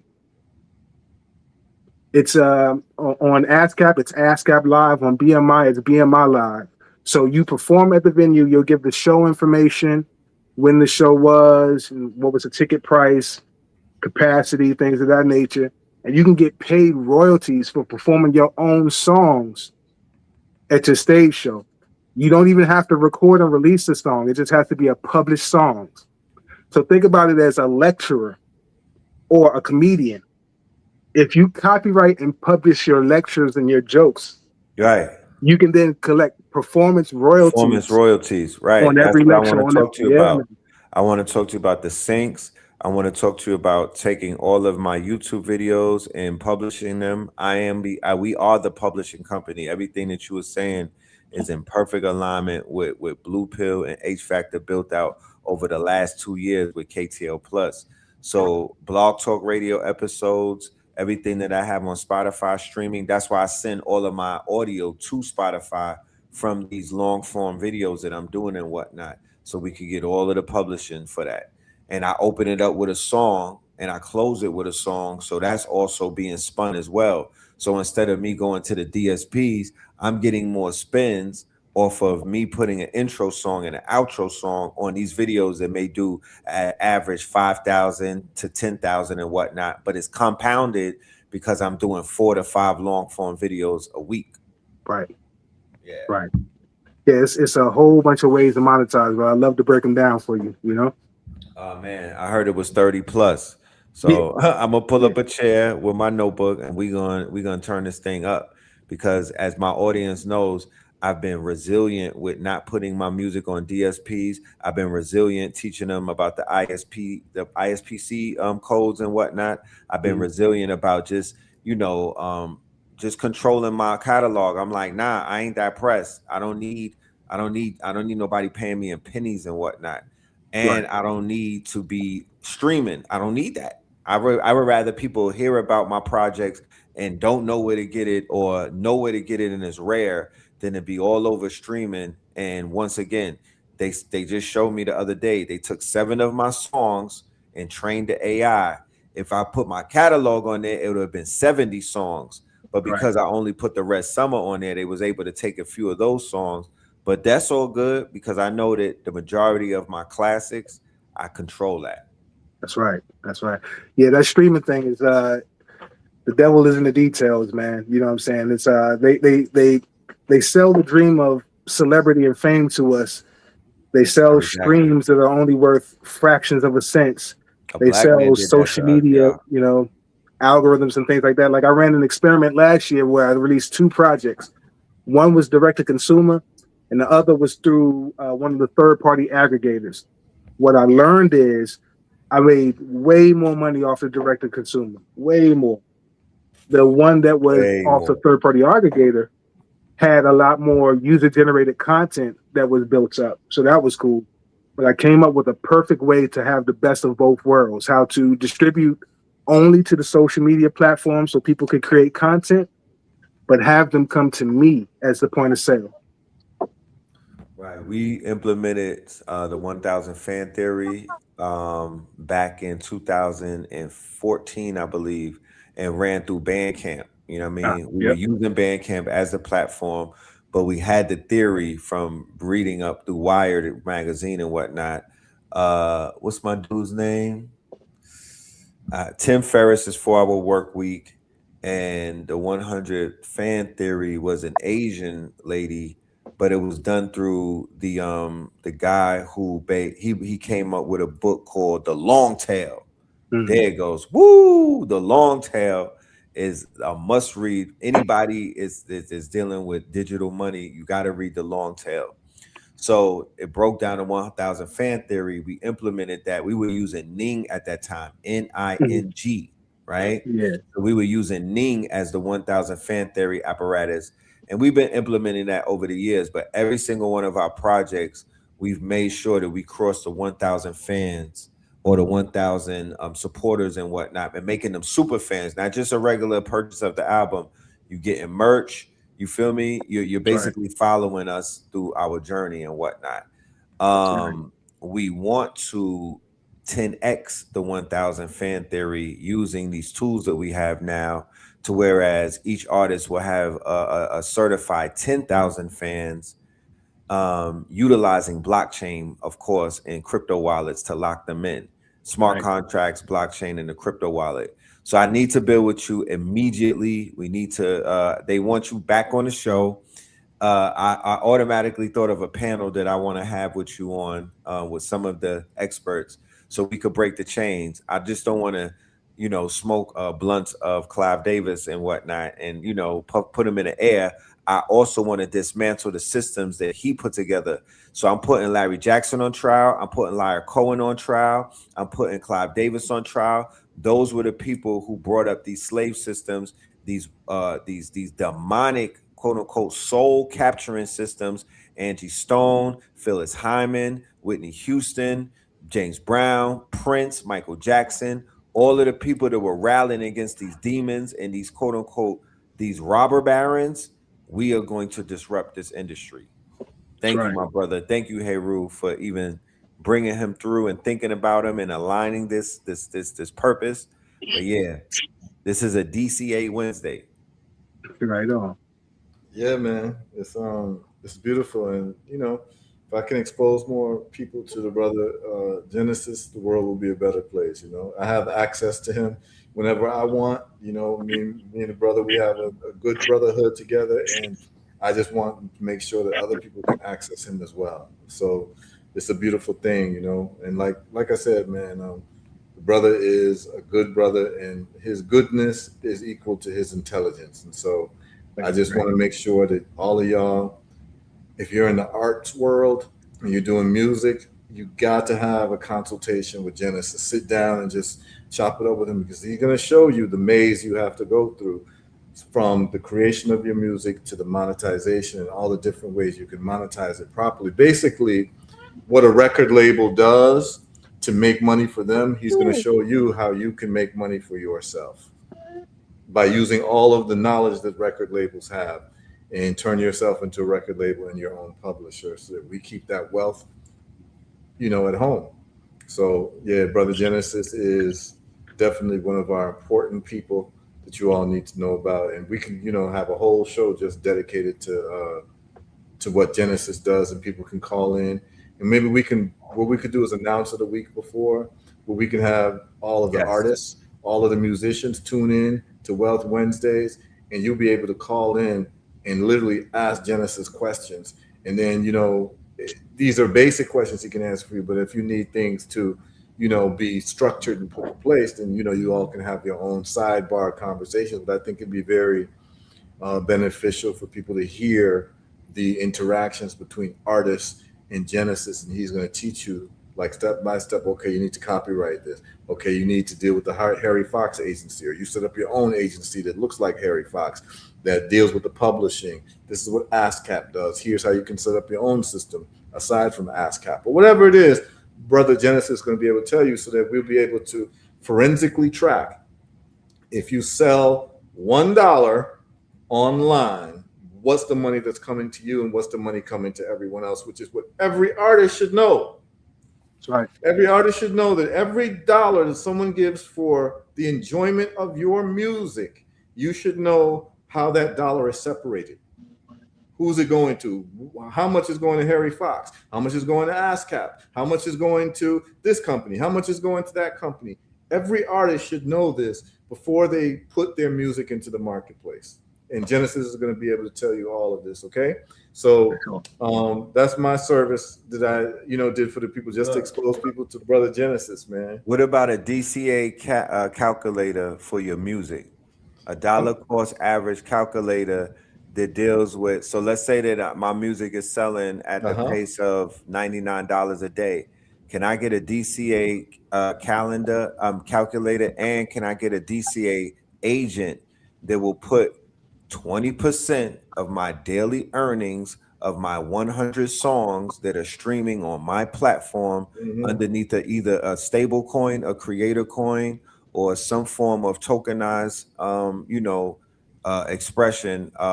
And then I can have a liquidity pool, but I have something that's, I have an agent, I have a DeFi agent or whatnot, and it's breaking up all of the income that I'm getting. Like you have your catalog of your Yeah. poetry, right? Good brother. Yeah. Right. So we reintroduce your catalog into a platform that is not a streaming platform. It's a platform where you're getting literally 90% of your earnings and whatnot. And that is being broken up. You know what I mean? Pay for Mhm. play. It's like a pay for play. It's part of a gamified. So we have a gamified game like a tokenized run, right? Like we have a Farmville or we have something on a mobile app. Your song is baked in, right? So as your song being baked in, you're getting credits every day. You're getting tokens every day as your song plays. The same way they're about to go crazy for Grand Theft Auto. We have our own form of gamified mobile apps and whatnot. And then you are now DCA price cost is probably even linked up to the Cash App MCP or Cash App API and whatnot, and it could automatically just put it right into the pool. You right up Sound like a Genesis's movie. alley. Yeah. I can tell you that right now. You are right. You and Genesis need to caucus and sit down because I'm gonna tell you this. None of this is theory. So I'm just gonna tell you this because Genesis is very, very humble. And maybe I need to be his marketing manager because you see what you said, Red Pill? Yes. A lot of people you might have to like rewind what you said. But I'm gonna tell you right now, everything that you said, Genesis knows how to do. And the reason why I'm saying that is because with Forex charts, Genesis was able to write a coding program to be able, based on the rules that have been developed on trading, he's able to actually give me a compiling, like he was able to write a compiling code that all I do is just like basically click a button and he's able to tell me, it's able to tell me all of the Forex pairs that are within 3% of where I need it to be to make a trading decision. Let's put it that way. And so Genesis developed this and he did it in about 24 hours. Right. And people don't know how valuable We that got is. the tools. Genesis He has knows. the tools and the knowledge to be able to do and the understanding to be able to do it. So everything you talked about in terms of even like I mean, it's a great idea to gamify, your intellectual property. So therefore, like it becomes like almost like a electronic game for a musician that like I've done this, and this is the amount of money that can come to me if I was to sell, let's say, $10,000 worth online. And this is what I would actually get out of that $10,000. And what you're trying to do as the artist is you're trying to get as much as that $10,000 coming to your pockets as possible. And Genesis will show you how to do it. It'll show you how to license your music so you can get licensed into movies. You can get licensed because that's where the real money is at, what they call synchronization rights. Right. And so, I mean, he can talk about all of that, Right. Genesis, please comment. The whole streaming thing is a scam, man. Like I said, as a publisher, Like Spotify and all that. yeah, it's a scam. As a publisher, I am licensing my music to your music library. So that means every ad that runs, every subscriber, every app purchase, I get a piece of that without having to have streams or anything like that. I'm licensing my intellectual property to you. That has nothing to do with a stream. Streams is extra. But just at the base is me licensing my intellectual property for use on your platform, which is monetized in whatever way. I'm due some of that. Right. That's why they jerking everybody at the gate. You know what I mean? It is a crime against humanity what they're doing with the streaming business. But when we say streaming, we also have to implement that there's a streaming business model that does work, and that's Kick, and that's Twitch, and that's the young streamers. Now, what's not being factored in by a lot of the elders is the fact that they have a built-in audience with the video game kids. So they are literally sitting around waiting to blow up anything that puts in front of them if it is a streaming video game. So if you could create something that's gamified in the form of a video game, you have millions of people for free advertisement. You have millions of kids that will freely advertise and push you. Now, if you focus on a niche like black gamers and black gamers from the hood and black gamers from the hood that want to get money, right? Now you have a completely bigger niche. If you focus on the hip hoppers, if you focus on hip hop in America or hip hop from a global scale, now you have now they got money, they got time, and they growing up. Yep. They're getting older and whatnot. So you literally can lock in with them right now and rock out with them for 10 years straight if you build something that is going to get them some money, get them level them up, help them learn some things, and boss them up in life. So as adults, we are going into uncharted territory because that's their world. That's not our world. But we can walk into their world because we have what they don't have: experience, intellect, resources, networks, and whatnot. We supposed to be Rockstar Games. They're the audience. We are Rockstar Games. So where's our Rockstar gameplay at? Well, excuse me, brothers. I got my Microsoft Teams going off the hook now. They got me knee deep in data. You know, I'm trying to free myself from this plantation. So I always appreciate the info. Build, y'all. For sure, Yeah. for sure. It's great. And I just want to introduce people to y'all to Genesis, and we're gonna have him back on this show. We'll have a special show for monetization of music just for musicians. We'll do that in the next couple of weeks, and Genesis will come on. And if you're a musician, you're an artist, it's your time to call in and ask questions. Okay, so this is what we're gonna do. And Brother Red Pill, I got a question for you. Did we drop too much game for one show today? Man, we dropped it like it was hot, brother. Oh my goodness. This one right here, somebody even said it in the comments. This is Wealthy Gems Day, not Wednesday, Gems Day. Because this thing right here, this shit is like the Diamond District, how many gems was dropped. But I'm taking the transcript, I'm gonna run it through the AI and squeeze all of the juice out of it. I'm gonna create a smoothie out of this. Trust me. But yeah, man, I appreciate all of the intellects, you intelligent brothers and sisters out there. You we are on the road, man. Summer 2026 starting off with a bang. So let's keep cooking. And yeah, man, peace, love, and light to the family. We'll see you later on in class. Get Money Workshop week 3. We'll see you there. Peace. Excellent, y'all. Take care. We put in a good 4 hours for y'all of value today. So we'll be back next Monday with Healthy Mondays. Okay. And we'll cover some more of these important topics. So tune in on Monday, 9 a.m., same BAT channel, same BAT stations. And we're going to be giving y'all some serious information to change your lives. Again, those people who said they want to reach me, just go to herbalresults.net and go to the contact page. The email is info@herbalresults.net. If you have health-related questions, if you've got wealth-related questions, you can reach me at info@herutrades.com. So those are 2 websites, herutrades.com for wealth information, and for health information, go to herbalresults.net. All right. See y'all next Monday. Bless up, and bless up, Brother Genesis, for joining us. Yes, I give thanks and praise. All right. Bless.